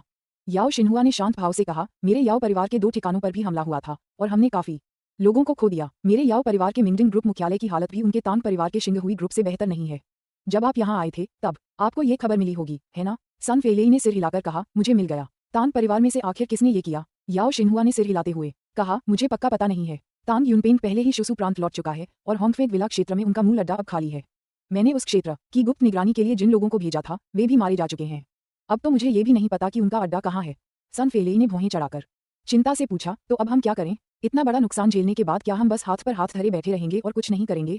याओ शिनहुआ का चेहरा एकदम ठंडा पड़ गया और उसने गहरी आवाज में कहा, क्या तुम्हें लगता है कि हाथ पर हाथ धरे बैठे रहना मेरी फितरत है? लेकिन हम पहले ही दूसरे पक्ष से संपर्क खो चुके हैं, इसलिए सबसे पहला काम उन्हें ढूंढना है। फिर हम अपनी पूरी ताकत इकट्ठा करके उन्हें खत्म कर देंगे। सन फेलेई ने गंभीरता से कहा, मैंने उन अपराधियों को हर हाल में ढूंढ निकालने का सख्त आदेश दे दिया है। अब मेरे सन परिवार का खुफिया नेटवर्क पूरी गति से काम कर रहा है। जब तक वे ग्वांगयांग प्रांत में हैं, हमारे सन परिवार के लोग उन्हें ढूंढ निकालेंगे। याओ शिनहुआ ने सिर हिलाते हुए कहा, तान परिवार आज रात पूरी तैयारी के साथ आया था, जिससे हमें भारी नुकसान हुआ है। अब पहले नुकसान का आकलन करते हैं, उसके बाद हम अपनी सेना को एकजुट करेंगे। जैसे ही हमें उनके ठिकाने का पता चलेगा, मैं स्वयं हमले का नेतृत्व करूंगा। हम तब तक इसे नहीं छोड़ सकते जब तक कि ग्वांगयांग प्रांत में तान परिवार की सभी सेनाओं का खात्मा न हो जाए। सन फेलेई ने कहा, हमें ग्वांगयांग प्रांत में तान परिवार के प्रभाव को जड़ से उखाड़ फेंकना होगा, अन्यथा मैं दिन रात बेचैन रहूंगी। युवा स्वामी याओ, बस मेरी खुशखबरी का इंतजार कीजिए। याओ शिनहुआ ने सिर हिलाते हुए कहा, मैं आपकी नाराजगी समझती हूँ और मुझे भी बहुत गुस्सा आ रहा है, लेकिन अभी हमें गुस्से को अपने फैसले पर हावी नहीं होने देना चाहिए। तांग शियू ने एक जबरदस्त खिलाड़ी तैयार किया है। हालांकि मुझे अभी पता नहीं है कि सामने वाला कौन है, लेकिन मैं उससे मुकाबला करना चाहती हूँ। असल में कभी कभी कमजोर प्रतिद्वंदी से लड़ना भी बहुत उबाऊ होता है। सन फेलेई ने कड़वी मुस्कान के साथ कहा, लेकिन मजे के लिए इसकी कीमत बहुत ज्यादा है। याओ शिनहुआ ने आत्मविश्वास से कहा, आज रात जो हुआ वो एक हादसा था। दूसरी पार्टी को आज रात इतना बड़ा फायदा मिला है कि अब वे शायद सतर्क हो जाएंगे और फिलहाल कोई बड़ा कदम नहीं उठाएंगे। वैसे बाई यान को दोषी साबित करने का कोई तरीका जल्दी ढूंढो। जैसे ही उसकी दोषसिद्धि साबित हो जाएगी, बाई परिवार के लोगों से निपटना हमारे लिए आसान हो जाएगा। बाई परिवार को खत्म करना दुश्मन का एक हाथ काटने जैसा होगा। सन फेलेई ने बेबसी से कहा, युवा स्वामी याओ, अगर आज रात की घटनाएं न हुई होती तो बाई यान को दोषी ठहराना आसान होता। जब तक हमारा सन परिवार दबाव बनाए रखता तब तक ये कुछ ही दिनों में हो सकता था, लेकिन आज रात की घटनाओं ने बहुत हलचल मचा दी है। मुझे लगता है कि इससे पूरे ग्वांगयांग प्रांत में सनसनी फैल जाएगी और देश की प्रमुख शक्तियों को भी शायद इसकी जानकारी हो जाएगी। इस समय हमारे सन परिवार की तो बात ही छोड़िए, यहाँ तक कि हमसे ऊपर के कुछ लोग भी बाई यान के इस छोटे से मामले में दखल देने की हिम्मत नहीं करेंगे। याओ शिनहुआ ने भौहें चढ़ाते हुए धीरे से कहा, चूंकि अभी हम उसे दोषी साबित नहीं कर सकते तो हिरासत केंद्र के लोगों को रिश्वत देकर बाई यान को थोड़ा कष्ट पहुंचाएं। अगर इससे भी काम नहीं बनता तो सीधे उसे मार डालो। कह दो कि उसने अपराध बोध के कारण आत्महत्या कर ली। मुझे विश्वास है कि मुझे तुम्हें अपराध स्थल को नकली बनाने का तरीका सिखाने की जरूरत नहीं है ना? सन फेलेई की आंखें चमक उठी और उन्होंने सिर हिलाते हुए कहा, युवा स्वामी याओ, आप निश्चिंत रहिए। मैं गारंटी देता हूं कि बाई यान कल रात तक जीवित नहीं रहेगा। सुबह के शुरुआती घंटों में होंगपो जिला गुआनचिंग तांग शियू के अपने आदमियों के साथ कारखाने में लौटने के कुछ ही समय बाद ली शियाओजी और लोन वुल्फ भी अपने अपने समूहों के साथ लौट आए। तांग वेई और जूजी सहित ये पांचों लोग इमारत के अंदर सम्मेलन कक्ष में एकत्रित हुए। मुझे बताओ, मिशन कैसा रहा? तांग शियू ने मुस्कुराते हुए सिगरेट जलाई, एक गहरा कश लिया और फिर बात की। ली शियाओजी ने मुस्कुराते हुए कहा, काफी समय बाद मुझे इतना संतोषजनक शिकार मिला है। आज रात हमने कुल 62 दुश्मनों को मार गिराया और हमारे केवल 2 जवान शहीद हुए और 4 घायल हुए। घायल साथियों की जान को कोई खतरा नहीं है, लोन वुल्फ ने उदासीनता से कहा। हमने दुश्मन के 74 सैनिकों को मार गिराया और हमारे केवल 3 सैनिक घायल हुए, कोई भी हताहत नहीं हुआ। ली शियाओजी चौंक गया, फिर उसके चेहरे पर एक कड़वी मुस्कान आ गई। उसने यही सोचा था, उनकी टीम ने अपना सर्वश्रेष्ठ प्रदर्शन किया था, लेकिन रहस्यमय लोन वुल्फ की तुलना में वे अभी भी कुछ हद तक पीछे थे। अध्याय 366 प्रेरणादायक 6/10 अनुशंसा वोटों का अनुरोध। तांग शियू ने सिर हिलाते हुए कहा, आप सबने बहुत अच्छा काम किया। आपने कम से कम नुकसान के साथ इतने सारे दुश्मनों को मार गिराया, यह एक बड़ी उपलब्धि है। मेरी तरफ का काम भी सुचारू रूप से चला। मैंने बिना किसी हताहत के उनके लगभग 100 लोगों को मार गिराया। आज रात के अभियान ने संभवतः ग्वांगयांग प्रांत में याओ और सन परिवारों की 1/3 शक्ति को समाप्त कर दिया है। तांग वेई हंसते हुए बोला, अगर हम आज रात के नतीजे शाही राजधानी में परिवार को बता दें तो मुझे डर है कि परदादा और बाकी लोग बहुत खुश होंगे। जू जी की आंखों में प्रशंसा की एक झलक दिखाई दी और उनके हृदय में श्रद्धा का भाव जागा। सचमुच आज के जमाने में प्रशंसा के पात्र लोग बहुत कम थे, लेकिन आज रात के ऑपरेशन के बाद उनके मन में तांग शियू के लिए वाकई ऐसे भाव जागृत हो गए। बेहद प्रभावशाली, भयंकर। तांग शियू का वर्णन करने के लिए इन शब्दों का प्रयोग किया जाना विशेष रूप से फीका प्रतीत हुआ। जू जी ने गहरी सांस ली और मुस्कुराते हुए कहा, आप सबने बहुत अच्छा काम किया, मेरी उम्मीद से 10 गुना बेहतर। असल में मैंने पहले ही तय कर लिया था कि हम ग्वांगयांग प्रांत से पूरी तरह पीछे हट जाएंगे, लेकिन मैंने कभी नहीं सोचा था कि तांग शियू के नेतृत्व में केवल 2 अभियानों से याओ और सन परिवार पंगु हो जाएंगे। तांग शियू, अब हम आगे क्या करें? तांग शियू मुस्कुराया और बोला, छिपे रहो और शिकार करो। जू जी असमंजस में थी। मैं समझती हूँ कि छुपकर रहना ठीक है। आज रात का ऑपरेशन वाकई कुछ ज्यादा ही बड़ा था। अगर आज रात जैसी घटना दोबारा हुई तो मुझे डर है कि ग्वांगयांग प्रांत के बड़े अधिकारी भी चुप नहीं बैठेंगे और हमें दबा देंगे। लेकिन शिकार से आपका क्या मतलब है? तांग शियू मुस्कुराया और बोला, हत्या। जू जी के चेहरे के भाव थोड़े बदल गए और उसने पूछा, निशाने पर कौन है? याओ और सन परिवारों के लोग। तांग शियू ने सिर हिलाते हुए कहा, मुझे हत्याओं की सूची तैयार करने में आपके सहयोग की आवश्यकता है। याओ परिवार द्वारा ग्वांगयांग प्रांत में भेजे गए कर्मियों के साथ साथ सन परिवार के सदस्यों के बारे में भी जानकारी चाहिए। ग्वांगयांग प्रांत में इस लड़ाई को जल्द से जल्द समाप्त करने के लिए हमें उन्हें भय से कांपने पर मजबूर करना होगा। तांग वेई ने जोर से सिर हिलाते हुए कहा, बिल्कुल सही। चूंकि उन्होंने हम पर सक्रिय रूप से हमला किया है, इसलिए हम ये सुनिश्चित करेंगे कि उन्हें भारी नुकसान हो। मैं वास्तव में आशा करता हूँ कि याओ परिवार फिर से बड़ी संख्या में लोगों को भेजेगा ताकि हमें उन्हें मारने में और भी मजा आए। तांग शियू ने सिर हिलाते हुए कहा, मेरी यही इच्छा है कि पर्याप्त लाभ प्राप्त करने के बाद दोनों परिवारों के बीच का संघर्ष जल्द से जल्द समाप्त हो जाए। मुझे विश्वास है कि आप हमारे तांग परिवार की वर्तमान स्थिति से अवगत हैं। यदि हम वास्तव में याओ परिवार से अलग हो जाते हैं तो भले ही हम उन्हें पूरी तरह से नष्ट कर दें, तांग परिवार को भारी नुकसान उठाना पड़ेगा। एक बार स्थिति इस स्तर तक पहुंच गई तो मुझे डर है कि देश के अन्य परिवार हमारे इस संघर्ष का लाभ उठाने का मौका नहीं छोड़ेंगे। है ना? तांग वेई चौंक गया, फिर चुपचाप सिर हिलाते हुए बोला, पर दादाजी ने कहा था कि हमारे तांग परिवार को इस समय सबसे ज्यादा समय की जरूरत है। अगर हमें 3 से 5 साल का और समय मिल जाए तो याओ परिवार की तो बात ही छोड़िए, देश के शीर्ष परिवारों से भी हमारा तांग परिवार मुकाबला करने की हिम्मत करेगा। तांग शियू ने कहा, बिल्कुल, अब समय आ गया है। दरअसल याओ परिवार के साथ हमारा संघर्ष एक ऐसी स्थिति है जिसमें दोनों पक्षों को नुकसान होगा। इसलिए आगामी शिकार अभियान में हमें न केवल अधिक से अधिक दुश्मनों को मारना है बल्कि लाभ भी प्राप्त करना है। इसके अलावा मैंने लोन वुल्फ और अन्य लोगों को फुगांग प्रांत ले जाने का फैसला किया है और आप, भाई तांग वेई, यहीं रहेंगे और किसी भी समय मेरे आदेश की प्रतीक्षा करेंगे। ये सुनकर तांग वेई हिचकिचा उठा। जू जी ने कहा, तांग वेई, चूंकि तांग शियू पहले ही ऐसा कह चुका है तो बस उसकी बात सुनो। अब तुम उसकी क्षमताओं को जानते हो और उसे कोई खतरा नहीं होगा। तांग वेई ने बेबसी से सिर हिलाया, ठीक है, तो मैं यहीं रुकूंगा। जू जी ने तांग शियू की ओर देखा और मुस्कुराते हुए पूछा, मेरा क्या मैं यहीं रहना जारी रखूं? या? तांग शियू ने कहा, शुआजू, हालांकि शिंग हुई समूह का मुख्यालय नष्ट हो गया है, फिर भी समूह से संबंधित कई मामले हैं। अगर आप यहीं रहकर दूर से ही निर्देश देती रहेंगी तो मुझे लगता है ये ठीक नहीं होगा। इसलिए मेरा सुझाव है कि आप भी मेरे साथ फुगांग प्रांत चलें और वहां की शाखा कंपनी में समूह के सभी मामलों को संभालें। चिंता न करें, आपके अंगरक्षकों के अलावा मैं आपकी सुरक्षा के लिए 4 विशेषज्ञ भी भेज रही हूँ। अगर कोई बड़ा हमला भी होता है तो मुझे पूरा भरोसा है कि वे आपकी रक्षा कर लेंगे। जू जी ने मुस्कुराते हुए कहा, यह भी अच्छा है। तुरंत बाद जू जी की मदद और हुआन परिवार से मिली जानकारी के आधार पर तांग शियू ने हत्याओं की एक सूची तैयार की। इस सूची में न केवल याओ और सन परिवारों के लोग शामिल थे बल्कि फुगांग प्रांत के यांग परिवार के सदस्य भी थे। इसके अलावा ग्वांगयांग प्रांत में हत्याएं पूरी करने के बाद तांग शियू ने फुगांग प्रांत को तुरंत साफ करने का फैसला किया। शाही राजधानी तांग परिवार का पैतृक घर। तांग गुशिंग और तांग गुशियों, 2 भाई, कुछ मामलों पर चर्चा कर रहे थे। तांग मिन पास ही में चाय और पानी परोस रहा था और बीच बीच में कुछ शब्द बोल रहा था। Ring ring ring. Tang Gushing की भौहें तन गईं और तुरंत उनके दिमाग में ग्वांगयांग प्रांत का मामला आ गया। बिना किसी झिझक के उन्होंने अपना फोन उठाया, देखा कि तांग शियू का फोन है और तुरंत उत्तर बटन दबा दिया। शियू, तुम अभी भी इतनी देर रात तक आराम नहीं कर रही हो? तांग शियू ने कहा, मुझे आपको कुछ बातें बतानी है। तांग गुशिंग ने पूछा, क्या बात है? क्या ग्वांगयांग प्रांत में कुछ और हुआ है? तांग शियू ने कहा, 2 घंटे से भी अधिक समय पहले मैंने ग्वांगयांग प्रांत में याओ और सन परिवारों के उद्योगों और उनकी सशस्त्र सेनाओं पर हमला करने के लिए लोगों का नेतृत्व किया। हमने ग्वांगयांग प्रांत में उनकी लगभग 1/3 शक्ति को नष्ट कर दिया। क्या? तांग गुशिंग अचानक खड़ा हो गया। उसकी आंखों में एक अविश्वसनीय चमक थी। चौंकाने वाली बात, यह वाकई चौंकाने वाला था। उन्हें अपने कानों पर विश्वास ही नहीं हो रहा था। ये तो सबको पता ही होगा कि ग्वांगयांग प्रांत में याओ परिवार का प्रभाव भले ही कम था, लेकिन सन परिवार वहां की एक बड़ी ताकत था। उनकी 1/3 शक्ति को एक साथ नष्ट करना, ये कितनी बड़ी योजना रही होगी। तांग गुशिंग के होंठ कुछ बार हिले और उसने कांपती हुई आवाज में पूछा, शियू, तुमने ये कैसे कर दिखाया? तांग शियू ने कहा, तांग परिवार और हुआंग परिवार से मिली खुफिया जानकारी के साथ मैंने अपने कुछ अधीनस्थों को भी बुलाया। हमने दुश्मन के 6 अलग अलग ठिकानों पर हमला किया। क्या हमारे तांग परिवार के शिंग हुई समूह के मुख्यालय की इमारत जलकर राख नहीं हो गई थी? मैंने यहाँ याओ और सन परिवारों की समूह कंपनियों की इमारतें भी जला दी। चिंता मत करो, ये काम बहुत सफाई से किया गया था। अगर उन्हें पता भी चल जाए कि यह हमने किया है तो भी उन्हें कोई सबूत नहीं मिलेगा। तांग गुशिंग जोर से हंस पड़ा। वाह वाह वाह, बहुत बढ़िया। आप ग्वांगयांग प्रांत में हमारे तांग परिवार के मुखिया हैं, इसलिए मुझे ये खबर अभी मिली है, लेकिन मुझे लगता है कि याओ परिवार के उस बूढ़े को तो खबर मिल ही गई होगी, है ना? हाँ हाँ हाँ, कितनी राहत मिली, कितनी बड़ी राहत मिली। तांग शियूं हंसते हुए बोली, दादाजी, विस्तृत जानकारी के लिए जूजी एक रिपोर्ट तैयार करके आपको ईमेल से भेज देंगी। मैं इससे ज्यादा कुछ नहीं कहूंगी, एक पल इंतजार करें। तांग गुशिंग ने तुरंत आवाज लगाई, क्या आपको किसी और चीज की आवश्यकता है? तांग शियू ने पूछा। तांग गुशिंग ने कहा, शियू एर, हालांकि तुमने आज रात महत्वपूर्ण सफलताएं हासिल की हैं, लेकिन दुश्मन को कभी कम मत समझना। अगर कुछ भी अप्रत्याशित होता है तो तुम्हें और शियाओ वेई को तुरंत पीछे हट जाना चाहिए। चाहे हम ग्वांगयांग प्रांत और फुगांग प्रांत दोनों ही हार जाएं, कोई फर्क नहीं पड़ता। तांग शियू ने कहा, मैं समझ गया।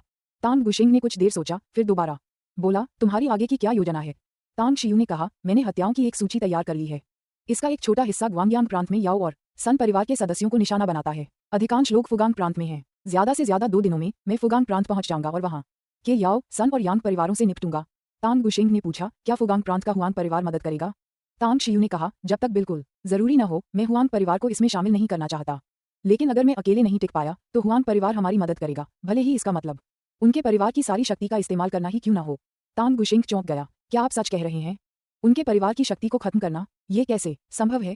तांग शियू ने कहा, दादाजी, कुछ बातें ऐसी हैं जो मैं अभी आपको नहीं बताऊंगी। भविष्य में जब सही समय आएगा तो मुझे विश्वास है कि आपको पता चल जाएगा। ठीक है, मैं समझ गया, तांग गुशिंग ने कहा। फोन रखने के बाद उनके बगल में बैठी तांग मिन ने झट से पूछा, पिताजी, ग्वांगयांग प्रांत में आखिर हुआ क्या? देखिए, आपका मुंह मुस्कुराते मुस्कुराते टेढ़ा हो गया है। तांग गुशिंग प्रसन्न चेहरे के साथ हंसते हुए बोले, इंतजार करो और तुम्हें पता चल जाएगा। शियू एर सचमुच तांग परिवार की वंशज है, जबरदस्त, सचमुच जबरदस्त। तांग गुशियों और तांग मिन ने एक दूसरे की ओर देखा, फिर व्यंग्यात्मक मुस्कान के साथ कहा, बड़े भाई, हमें सस्पेंस में मत रखो, पहले बताओ आखिर हुआ क्या है? तांग गुशिंग ने मुस्कुराते हुए कहा, आज रात शियू एर ने लोगों का नेतृत्व करते हुए ग्वांगयांग प्रांत में याओ और सन परिवारों की सेनाओं के 1/3 हिस्से को खत्म कर दिया। क्या? अरे बाप रे! तांग गुशियों और तांग मिन भी अचानक खड़े हो गए, उनके चेहरे अविश्वास से भरे हुए थे और वे तांग गुशिंग को बिना पलक झपकाए घूर रहे थे। तांग गुशिंग हंसते हुए बोले, मैं तुमसे झूठ नहीं बोल रहा हूँ। शियू एर ने मुझे व्यक्तिगत रूप से फोन किया था और मुझे विश्वास है कि वह मुझसे झूठ नहीं बोलेगा। तांग गुशियों ने उत्साह से कहा, बड़े भाई, अगर शियू एर की बात सच है तो गुआंगयांग प्रांत में हमारे तांग परिवार ने तो हालात पूरी तरह पलट दिए हैं, है ना? आप जानते ही हैं, याओ और सन परिवार कई सालों से गुपचुप तरीके से योजनाएं बना रहे थे और वहां उनकी ताकत हमारे तांग परिवार से दोगुनी से भी ज्यादा थी। अब जब उन्हें इतना भारी नुकसान हुआ है तो मुझे डर है कि याओ परिवार के उस बूढ़े आदमी का दिल टूट जाएगा।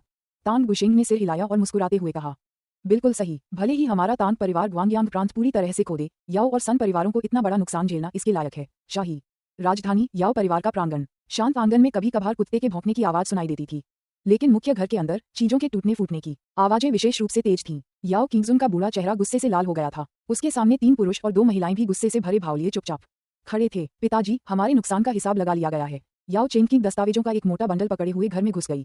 याओ किंगजुन ने दस्तावेजों का मोटा बंडल झट से उठाया और जैसे जैसे वह उन्हें पलटता गया, उसका चेहरा और भी गुस्से से लाल हो गया। आखिरी पन्ना पढ़ते ही उसने दस्तावेजों का बंडल मेज पर पटक दिया और दहाड़ते हुए बोला, क्या शिन्हुआ ने तांग परिवार की हरकतों पर जरा भी ध्यान नहीं दिया?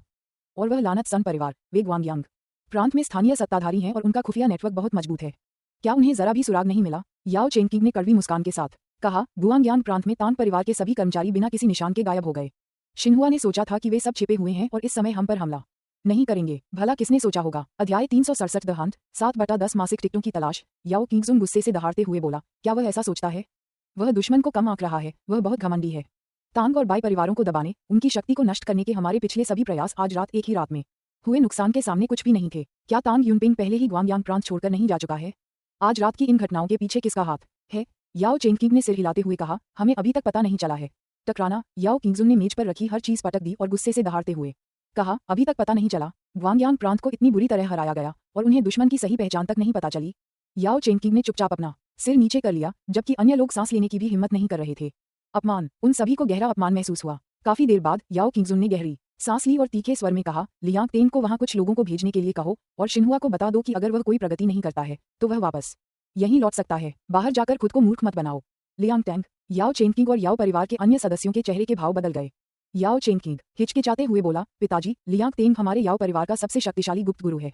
उसे लोगों के साथ ग्वांगयांग प्रांत भेजना क्या तिल का ताड़ बनाना नहीं है? इसके अलावा शाही राजधानी में उसे तांग परिवार से बचाव के लिए लोगों का नेतृत्व करना होगा। अगर वह शाही राजधानी छोड़ देता है तो तांग परिवार के आने पर क्या होगा? याओ किंगजुन ने हाथ हिलाकर उसकी बात काट दी और ठंडी आवाज में कहा, अगर तांग परिवार ने ऐसा किया तो? अभी तो तांग परिवार कागजी शेर है, वे उन छोटे परिवारों को डरा तो सकते हैं, लेकिन क्या वे सच में हमारे याओ परिवार पर खुलेआम हमला करने की हिम्मत करेंगे? ऐसा नहीं है कि मैं तांग परिवार को कमतर समझता हूँ, लेकिन अगर हम उन्हें थोड़ी और हिम्मत भी दे दें तो भी मुझे डर है कि वे कोई कदम उठाने की हिम्मत नहीं करेंगे। याओ चेंगकिंग कुछ देर चुप रहे, फिर धीरे से सिर हिलाकर बोले, ठीक है, तो मैं लियांग तेन को सूचित कर दूंगा और उनसे कहूंगा कि वे आज रात सुरक्षा का काम दूसरों को सौंप दें और मैं कल सुबह ग्वांगयांग प्रांत के लिए रवाना हो जाऊंगा। मैजिक सिटी हवाई अड्डा। कैजुअल कपड़ों में सजी कांगशिया शेंग तांग ग्रुप के कई कर्मचारियों के साथ एग्जिट गेट से बाहर निकलीं। दुबले पतले लेकिन बेहद चुस्त दुरुस्त दिखने वाले सुक्वान ने अपने हाथ में एक काला ब्रीफकेस कसकर पकड़ रखा था। ऐसा हो ही नहीं सकता, बॉस तांग शियू हमें लेने भी नहीं आए। सुक्वान ने कांगशिया के पीछे पीछे चलते हुए कई बार आसपास का जायजा लिया और शिकायत की। कांगशिया ने उसकी तरफ देखा, उसके चेहरे पर मुस्कान आ गई और उसने कहा, ऐसा इसलिए हुआ क्योंकि हमने आने से पहले उससे संपर्क नहीं किया था। चलो चलते हैं, मैंने कपूर होटल में कमरे बुक कर लिए हैं। सब लोग आज रात आराम से सोइए। कल वाइन टेस्टिंग कन्वेंशन है और मैंने अपना बूथ बुक कराने में काफी मेहनत की है, इसलिए कोई गलती नहीं होनी चाहिए। सन क्वान मुस्कुराया और बोला, मैनेजर कांग, चिंता मत करो। कांगशिया ने हल्के से सिर हिलाया। हवाई अड्डे के बाहर एक टैक्सी में बैठी और समूह 5 सितारा कपूर होटल पहुंच गया। होटल में आराम से बैठने के बाद कांगशिया ने स्नान किया, एक सुंदर पोशाक पहनी और फिर तांग शियू के मोबाइल नंबर पर कॉल किया। कांगशिया, तुम मैजिक सिटी में हो? कॉल कनेक्ट हो गया और फोन पर तांग शियू की आवाज सुनाई दी। कांगशिया मुस्कुराई और बोली, हाँ, मैं होटल में ठहर गई हूँ। तुम कहाँ हो? क्या अब तुम खाली हो? मैं तुम्हें ढूंढने आती हूँ। तांग शियू ने कहा, मैं ग्वांगयांग प्रांत में हूँ, मुझे यहाँ कुछ महत्वपूर्ण काम निपटाने हैं और काम खत्म होने के बाद मैं वापस चला जाऊंगा। ग्वांगयांग प्रांत। कांग शिया के चेहरे पर निराशा झलक रही थी और कुछ पल हिचकिचाने के बाद उसने पूछा, बॉस, आप ग्वांगयांग प्रांत क्यों गए थे? कल वाइन टेस्टिंग कन्वेंशन है, क्या आप उसमें शामिल हो सकते हैं? तांग शियू ने कहा, मुझे खेद है कि मैं कल उपस्थित नहीं हो पाऊंगा। यहाँ के मामलों को सुलझाने में शायद कुछ समय लगेगा। कांग शिया ने पूछा, आपके स्कूल के बारे में क्या? तांग शियू मुस्कुराई और बोली, मैंने पहले ही सारी व्यवस्था कर ली है और मुझे सैन्य प्रशिक्षण में जाने की जरूरत नहीं है। कक्षाएं आधिकारिक तौर पर लगभग 20 तारीख से शुरू होंगी, इसलिए मुझे बस उससे पहले वापस आना होगा। वाइन चखने के सम्मेलन की जिम्मेदारी आपको लेनी होगी। कांग शिया ने जबरदस्ती मुस्कुराते हुए कहा, चिंता मत करो, मैं इसे अच्छे से संभाल लूंगी। तांग शियू ने कहा, ठीक है, अभी के लिए बस इतना ही। कांग शिया ने फोन काट दिया, अभी उठाया हुआ बैग नीचे रखा, खिड़की के पास गई और बाहर मैजिक सिटी के रात्रि दृश्य को देखते हुए और भी खोई हुई सी महसूस करने लगी। इस बार उसने बहुत सारा काम छोड़कर खुद मैजिक सिटी में वाइन चखने के सम्मेलन में भाग लेने के लिए आई थी, मुख्य रूप से इसलिए क्योंकि तांग शियू मैजिक सिटी में था। वह इस दौरान तांग शियू के साथ अधिक समय बिताना चाहती थी, लेकिन वह ग्वांगयांग प्रांत क्यों गया? कांग शिया ने सिर हिलाया और मन आह भरी। उसने देखा कि तांग शियू दिन ब दिन व्यस्त होती जा रही थी और अक्सर लंबे समय तक दिखाई नहीं देती थी। गुआंगयांग प्रांत। तांग शियू ने अपना फोन नीचे रख दिया, उसके चेहरे पर एक व्यंग्यात्मक मुस्कान थी। वह कांग शिया की भावनाओं को कैसे नहीं समझ सकता था। अगर तांग परिवार के साथ यह मामला न होता तो शायद वह अब कांग शिया से मिल रहा होता और हो सकता है कि वे दोनों बाद में कहीं देर रात नाश्ता करने भी चले जाते। सुंदर दृश्य, स्वादिष्ट भोजन और खूबसूरत महिलाएं। ग्वांगयांग प्रांत में दुश्मनों के खिलाफ साजिश रचने में दिमाग खपाने से कहीं ज्यादा आनंददायक है। तांग शियू ने अपना सिर हिलाया और अचानक याओ परिवार और सन परिवार के प्रति उसका गुस्सा और भी बढ़ गया। कुछ पल की चुप्पी के बाद वह कमरे से बाहर निकला और चिल्लाया, लोन वुल्फ, बाहर आओ और मुझसे मिलो। वूश, एक आकृति कमरे से बाहर निकली। लोन वुल्फ साफ सुथरे कपड़े पहने हुए प्रकट हुआ और आदरपूर्वक बोला, बॉस, आपके क्या आदेश हैं? तांग शियू ने कहा, मुझे बेचैनी हो रही है और नींद नहीं आ रही है। क्या हम आज रात शिकार पर चलें? लोन वुल्फ की आंखें चमक उठीं और उसने बिना किसी झिझक के सिर हिलाते हुए कहा, मालिक, मैं आपके आदेशों का पूरी तरह से पालन करूंगा। तांग शियू ने हाथ हिलाते हुए कहा, इतना गंभीर होने की जरूरत नहीं है, चलो चलते हैं। वैसे भी हम यहाँ यूं ही समय बर्बाद कर रहे हैं। हालांकि याओ और सन परिवार आज रात पहले से ही तनाव में है। चलो आग में घी डालते हैं। और हाँ, ली शियाओ जी को भी बुला लो, उसे हमारा ड्राइवर बना दो। हाँ, लोन वुल्फ ने जवाब दिया और तुरंत बगल वाले कमरे के दरवाजे की ओर चल पड़ा। बॉस, मैं अभी जाकर गाड़ी ले आता हूँ। इससे पहले कि लोन वुल्फ दरवाजे के पास भी पहुंच पाता, ली शियाओ जी ने झटपट दरवाजा खोला, बाहर भागा और मुस्कुराते हुए बोला। उसने लोन वुल्फ के अंदाज में ही तांग शियू को संबोधित किया। कुछ मिनट बाद एक ऑफ रोड वाहन कारखाने के गेट से तेजी से निकला। ड्राइवर की सीट पर बैठी ली शियाओ जी ने मुस्कुराते हुए पूछा, बॉस, हम शिकार पर कहाँ जा रहे हैं? तांग शियू ने कहा, सन परिवार को। चीख। अचानक ब्रेक लगाते हुए ली शियाओ जी ने भयभीत होकर कहा, बॉस, हम सन परिवार का शिकार करने जा रहे हैं। आप मजाक तो नहीं कर रहे हैं? तांग शियू ने शांत भाव से कहा, क्या मैं मजाक कर रहा हूँ? ली शियाओ जी ने व्यंग्यात्मक मुस्कान के साथ कहा, देखने में तो ऐसा नहीं लगता, लेकिन हम तीनों अकेले ही सन परिवार के मुख्य शिविर में इस तरह घुस गए तो हम तो सीधे मौत के मुंह में जा रहे हैं। तांग शियू ने बेपरवाही से कहा, चाहे इससे हमारी मौत हो या न हो, ये तो हमें जाने के बाद ही पता चलेगा। बकवास बंद करो, तुम्हें पता है सन परिवार का मुख्य शिविर कहाँ है ना? गाड़ी चलाओ। ये ली शियाओ जी एक पल के लिए हिचकिचाया, लेकिन फिर भी आज्ञाकारी होकर गाड़ी आगे बढ़ा दी। उसने हमेशा यही सोचा था कि तांग शियू तांग परिवार का एक परिपक्व, स्थिर, साधन संपन्न और बहुत सक्षम सदस्य है। इसलिए उसने कभी उम्मीद नहीं की थी कि तांग शियू अचानक ऐसी पागलपन भरी हरकत कर बैठेगा। सन परिवार का शिकार करने जा रहा हूँ, यह कोई मजाक नहीं था। सन परिवार की जागीर बहुत विशाल थी और उसकी सुरक्षा में सन परिवार की सशस्त्र सेना का 1/3 हिस्सा तैनात था। उन तीनों की तो बात ही छोड़िए, अगर 300 लोग भी होते तो भी सन परिवार की जागीर पर कब्जा करना बहुत बहुत मुश्किल होता। ली शियाओ जी ने मन ही मन आह भरी। जब उसकी नजर अनजाने में लोन वुल्फ के चेहरे पर पड़ी तो उसका दिल कांप उठा, क्योंकि उसने देखा कि लोन वुल्फ न केवल भयभीत नहीं था, बल्कि उसकी आंखें चमक रही थीं और वह बेहद प्रेरित लग रहा था। सन की बॉस सन की है और उसका अधीनस्थ भी सन की है। ली शियाओजी ने मन ही मन कुछ बार आह भरी और ड्राइविंग पर ध्यान केंद्रित किया। गुआंगचिंग सन फैमिली एस्टेट क्यूशुई झील के किनारे स्थित सन परिवार की संपत्ति का वातावरण बेहद खूबसूरत था और भौगोलिक स्थिति भी उत्कृष्ट थी। इसके सामने झील थी और पीछे पहाड़ थे, पहाड़ों और पानी के बीच बसी यह संपत्ति चारों ओर हरे भरे फूलों, पौधों और पेड़ों से घिरी हुई थी। रात में भी इसकी सुंदरता स्पष्ट झलकती थी। सन परिवार की संपत्ति से कुछ किलोमीटर दूर एक चौराहे पर ली शियाओजी ने कार को सड़क के किनारे पार्क कर दिया। बॉस, क्या आप सचमुच मुझे अपने साथ नहीं जाने देंगे? तांग शियू ने सिर हिलाते हुए कहा। लोन वुल्फ और मैं चुपके से अंदर चले जाएंगे। हमारे जाने के बाद तुम गाड़ी को थोड़ी दूर ले जाना ताकि सन परिवार को इसका पता न चल सके। ली शियाओजी ने कहा। मैं समझ गई, लेकिन बॉस आप दोनों को सावधान रहना होगा। तांग शियू ने ठीक है का इशारा किया और वह तथा लोन वुल्फ रात के अंधेरे में चुपचाप सन परिवार की जागीर की ओर बढ़े। उसी समय तांग शियू की दिव्य चेतना सक्रिय हो चुकी थी, जो 2 से 300 मीटर के क्षेत्र को कवर कर रही थी। इस दायरे में पत्तों या घास की सरसराहट, चींटी या घास का पतला तिनका भी उन्हें स्पष्ट रूप से दिखाई दे रहा था। लोन वुल्फ, क्या तुम्हारा पालन पोषण याना ने किया था? सन परिवार की संपत्ति की बाहरी दीवार के पास पहुंचकर दोनों सीधे दीवार पर नहीं चढ़े, बल्कि दीवार के आधार से टिककर धीमी आवाज में बातें करने लगे। लोन वुल्फ ने कहा। हाँ, तांग शियू ने कहा। जहां तक मुझे पता है, यान एर ने कुल 6 लोगों को उपनाम दिए थे।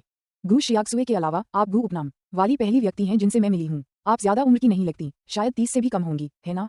लोन वुल्फ ने कहा। 29? तांग शियू ने सिर हिलाया। इस प्रश्न उत्तर की स्थिति में वह थोड़ा असहाय महसूस कर रहा था। उसने अपनी दिव्य चेतना से देखा था कि 10 लोगों का एक गश्ती दल गुजर रहा है, इसलिए उसने समय बिताने के लिए कुछ क्षणों के लिए लोन वुल्फ से चुपचाप बातचीत करने का सोचा।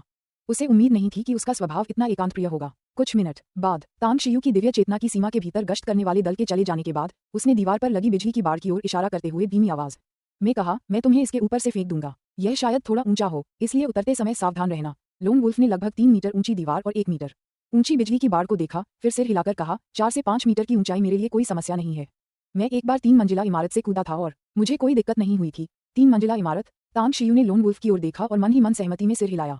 एक आम इंसान के लिए तीसरी मंजिल से बिना किसी चोट के कूद पाना वाकई मानवीय सीमाओं को तोड़ना माना जाता है। जाना। तांग शियू ने लोन वुल्फ की कमर पकड़ी, धीमी सी चीख मारी और फिर उसे दीवार के ऊपर से आंगन में फेंक दिया। हल्की सी धमक सुनाई दी। तांग शियू ने अपनी दिव्य चेतना से देखा कि लोन वुल्फ बड़ी कुशलता से बल का प्रयोग करते हुए और उसे बिखेरते हुए एक फुर्तीले चीते की तरह पास के छोटे से जंगल में भाग गया और उसने मन ही मन उसकी प्रशंसा की। अगले ही पल उसने अपने पैरों के पंजों को दीवार पर दबाया और जैसे ही उसका शरीर आगे बढ़ा, उसकी उंगलियां बिजली की बाड़ के नीचे दीवार के ऊपरी हिस्से को पकड़ चुकी थीं। जैसे ही उसकी उंगलियों ने बल लगाया और उसका शरीर हवा में उछला, उसके पैरों के पंजे भी उसी जगह पर पड़े जहां उसकी उंगलियों ने अभी अभी पकड़ा था। हालांकि यह हल्का सा स्पर्श था, लेकिन उस थोड़े से सहारे ने उसे 1 मीटर और ऊपर उठने में मदद की और फिर वह आसानी से सन परिवार की जागीर में पलट गया। अध्याय 368 हत्या और जबरन वसूली। 8/10 तांग शियू की चाल बहते पानी की तरह सहज थी। जैसे ही उसके पैर जमीन पर पड़े, वह झाड़ियों के बीच से दौड़ते हुए चीते की तरह निकल पड़ा और पलक झपकते ही वह छोटे से जंगल में पहुंच गया। सन परिवार बहुत सतर्क है, सावधान रहना, तांग शियू ने धीमी आवाज में कहा, दूर से आती टॉर्च की रोशनी की तेज किरणों को देखते हुए। लोन वुल्फ ने जवाब दिया। समझ गया बॉस। तांग शियू ने अपनी दिव्य चेतना से घिरे कई बगीचे वाले विलाओं की ओर इशारा करते हुए फुसफुसाया। आज सन परिवार के सदस्यों की हत्या करने की हमारी योजना बहुत जल्दबाजी में बनाई गई है। हम सन परिवार के परिवेश या उनकी सेना के बारे में ज्यादा नहीं जानते, इसलिए हम हत्याओं की सूची को प्राथमिकता देंगे, बाकी को गौण लक्ष्य रखेंगे। बुजुर्गों, बच्चों और महिलाओं के लिए यदि वे विरोध न करें तो उन्हें मारने की कोशिश न करें। हाँ। लोन वुल्फ की आंखों में एक अजीब सी चमक दिखाई दी और उसने चुपचाप सिर हिलाया। जैसे ही गश्ती दल की बत्तियां दूर के रास्ते के अंत में गायब हो गईं, तांग शियू ने लोन वुल्फ को कई निगरानी कैमरों के ब्लाइंड स्पॉट से होते हुए चुपचाप निकटतम गार्डन विला की ओर ले गया। तांग शियू की दैवीय चेतना के भीतर उसने पहले ही देख लिया था कि बगीचे वाले विला के अंदर एक महिला और 2 बच्चों के अलावा एक अधेड़ उम्र का आदमी भी अध्ययन कक्ष में बैठा था, जो एक हैंगर से खेल रहा था। ली यी, सन परिवार का दामाद जो घर में ही रहता है।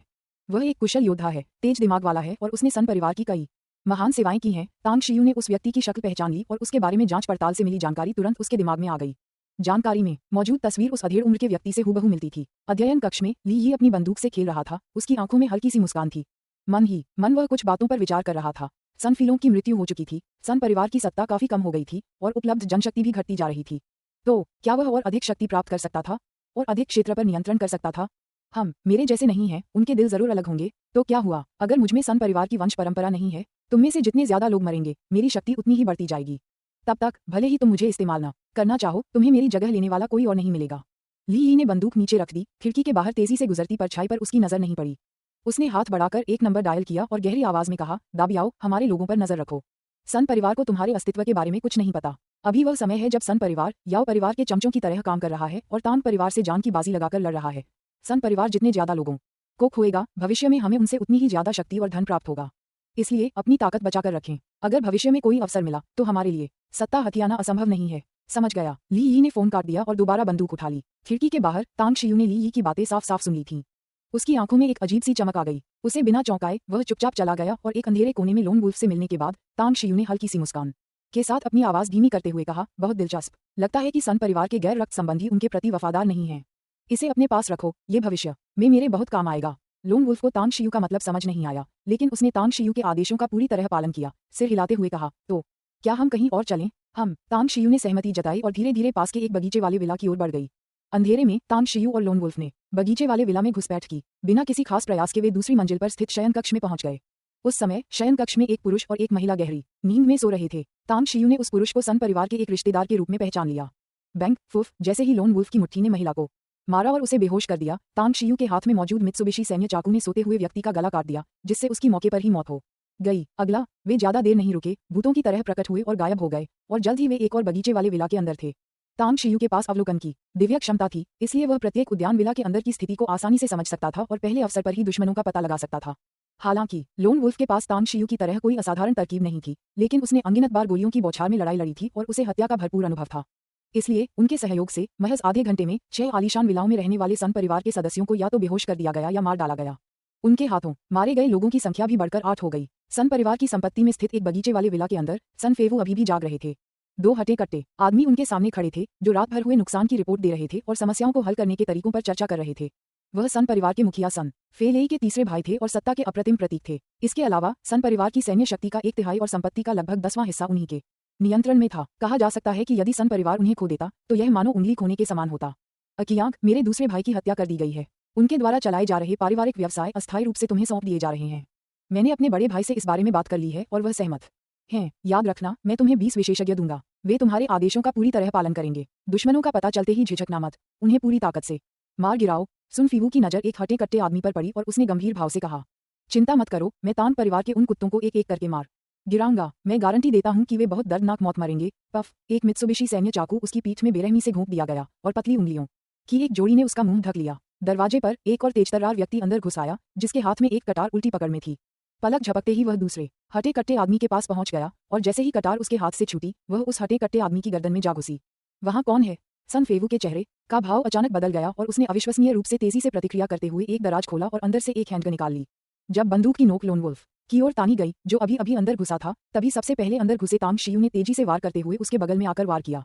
चाकू की एक ही झटके में उसने सनफीवू का वह हाथ काट दिया जो बंदूक को पकड़े हुए था। एक भी आवाज मत करो। तांग शियू ने सुनफीवू की गर्दन पकड़ ली, एक हाथ से उसका मुंह ढक लिया, जबकि दूसरे हाथ में मौजूद मित्सुबिशी सैन्य चाकू उसकी गर्दन पर दबा हुआ था। दर्द से सनफीवू का चेहरा लाल हो गया, उसका शरीर कांप उठा, लेकिन वह एक भी आवाज नहीं निकाल सका। अपने 2 भरोसेमंद साथियों को अपने सामने खून के तालाब में गिरते और मरते हुए देखकर उसका दिल जून की कड़ाके की ठंड की तरह जम गया था, एकदम निर्मम। तांग शियू के होठों पर हल्की सी मुस्कान थी और उसने धीमी आवाज में कहा, जीवन सबसे महत्वपूर्ण है। चाहे आपके पास कितना भी धन दौलत हो, कितनी भी शक्ति हो, मरने के बाद आप कुछ भी साथ नहीं ले जाते। इसलिए जीना ही सबसे महत्वपूर्ण है। मुझे पैसे दो, मैं तुम्हारी जान बख्श दूंगा। सनफीवू ने दर्द सहन किया और अपने होंठ हिलाकर यह संकेत दिया कि वह बोलना चाहता है। तांग शियू ने सुनफीवू का मुंह छोड़ा और ठंडे स्वर में कहा, मदद के लिए पुकारने की सोचना भी मत, क्योंकि ज्यादा से ज्यादा तुम एक हल्की सी आवाज निकाल पाओगे और मेरे हाथ में मौजूद चाकू तुम्हारा गला चीर देगा। तुम्हारी जान के बदले पैसा। मैं जानना चाहता हूं कि तुम्हारी जान की कीमत क्या है। तुम कौन हो? सनफीवू ने अपनी कलाई से बहते खून को महसूस करते हुए घबराकर पूछा। तांग शियू ने हल्की सी मुस्कान के साथ कहा, आपको ये जानने की जरूरत नहीं है कि हम कौन हैं। मैं और मेरा भाई ग्वांगयांग प्रांत में फंसे हुए हैं और हम लगभग भूख से मर रहे हैं। हमने सुना है कि आपका सन परिवार बहुत अमीर है, इसलिए हम मूल रूप से आपकी पत्नी का अपहरण करके आपसे पैसे ऐंठना चाहते थे, लेकिन वो पिछले 2 दिनों से आपके परिवार के घर पर ही रह रही है और बाहर जाने से मना कर रही है। इसलिए मेरे भाई और मेरे पास आपसे पैसे लेने का जोखिम उठाने के अलावा कोई चारा नहीं था। सनफीवू की पुतलियां सिकुड़ गईं और उन्होंने गहरी आवाज में पूछा, आप तांग परिवार से नहीं हैं? तांग शियू ने भौहें उठाकर हैरानी जताते हुए पूछा, तांग परिवार? ये कौन है? सनफीवू का दिल कांप उठा और उसने गहरी आवाज में कहा, चूंकि तुम तांग परिवार से नहीं हो, तो इतनी बेशर्मी से मेरे सन परिवार में घुसपैठ करने की तुम्हारी हिम्मत कैसे हुई? क्या तुम्हें जिंदा बच निकलने का डर नहीं है? तुम्हें पता होना चाहिए कि हमारी जागीर में गश्ती दल भरे पड़े हैं। अगर तुम पकड़े गए तो तुम्हें दफनाने की जगह भी नहीं मिलेगी। तांग शियू ने अजीबोगरीब लहजे में कहा, क्या तुम्हारी इस टूटी फूटी जागीर में गश्ती दल भी हैं? जब हम चुपके से अंदर आए तो हमें कोई क्यों नहीं दिखा? मैंने तो बस कुछ लोगों को देखा जो तुम्हारे पीछे पीछे अंदर आए और फिर चले गए। यहाँ सिर्फ तुम तीनों ही रह गए। धिक्कार है। सनफीवू घृणा से भर उठा। उसने कभी सपने में भी नहीं सोचा था कि ये 2 शक्तिशाली बदमाश तांग परिवार से नहीं, बल्कि उसके पैसों के पीछे पड़े हैं और अविश्वसनीय रूप से सौभाग्य से किसी गश्ती दल से नहीं टकराए और सीधे उस तक पहुंच गए। उन्हें अनगिनत दुर्भाग्यपूर्ण परिस्थितियों का सामना करना पड़ा था, लेकिन उन्होंने कसम खाकर कहा कि उन्होंने अपने जीवन में कभी भी इतनी दुर्भाग्यपूर्ण स्थिति का सामना नहीं किया था। तुम्हें कितने पैसे चाहिए? मैं तुम्हें दे दूंगा, सनफीवू ने गहरी आवाज में कहा। तांग शियू हंसते हुए बोला, मैंने सुना है कि आपका सन परिवार बहुत अमीर है और आपकी पत्नी एक बड़ी कंपनी चलाती हैं। आप दोनों के पास काफी पैसा होना चाहिए, है ना? बताइए, आपकी और आपकी पत्नी की जान की कीमत क्या है? याद रखिए, अगर आपने हमसे झूठ बोलने की हिम्मत की और आपके पास पैसा है लेकिन आप हमें नहीं देते, तो आपकी दर्दनाक मौत होगी और हम आपकी पत्नी को मारने से पहले उसे अपमानित और प्रताड़ित करेंगे। सन फेवू के मन में जानलेवा गुस्सा उमड़ रहा था, लेकिन इस समय वह खुद खतरे में था। हालांकि वह दूसरे को जान से मारना चाहता था, फिर भी वह जरा सी भी जल्दबाजी में कोई कदम उठाने की हिम्मत नहीं कर रहा था। मैं तुम्हें $10 मिलियन दूंगा, तांग शियू ने आश्चर्य से कहा। 10 मिलियन? क्या आप सचमुच हमें 10 मिलियन देंगे? लोन वुल्फ ने कहा, तुम्हारी जिंदगियों की कीमत सिर्फ 10 मिलियन है। बहुत कम, तांग शियू ने पूछा। लोन वुल्फ, तुम कहते हो कि 10 मिलियन बहुत कम है? क्या उनके पास और पैसा है? लोन वुल्फ ने सहयोग करते हुए कहा, हाँ सही है, उनकी बड़ी कंपनी, मैंने सुना है कि उसकी कीमत 1 अरब से अधिक है। तांग शियू का चेहरा बदल गया। उसने अपना चाकू सुन फीवू की जांघ में घोंप दिया और मुंह ढकते हुए दहाड़ा, तू कमीना, तूने मुझे 10 मिलियन देकर धोखा देने की कोशिश की। क्या तुझे लगता है कि मैं आसानी से बेवकूफ बन जाऊंगा? बिल्कुल नहीं, हमें और पैसे दे। लोन वुल्फ ने कहा, मुझे लगता है कि वह $200 मिलियन जुटा सकता है। तांग शियू ने हौंकते हुए कहा, 200 मिलियन? क्या वह सचमुच इतना पैसा जुटा सकता है? लोन वुल्फ ने कहा, वह ऐसा कर सकता है या नहीं, यह उसकी क्षमता पर निर्भर करता है। अगर वह हमें 200 मिलियन नहीं दे सकता, तो हम उसे मार देंगे और उसे अपनी पत्नी से पैसे मांगने देंगे। तांग शियू ने सिर हिलाते हुए कहा, हाँ हाँ, औरतें बहुत डरपोक होती हैं, क्यों न हम उसे अभी ही मार डालें? मैंने सुना है उसकी पत्नी काफी आकर्षक है, मैं इसे दे दूंगा। तांग शियू द्वारा उसे छोड़ते ही सन फीवू ने तुरंत तांग शियू के शब्दों को बीच में ही रोक दिया। अध्याय 369 सफलतापूर्वक सेवानिवृत्त होना 9/10। तांग शियू ने संतुष्टि भरी निगाहों से सन फीवू को देखा।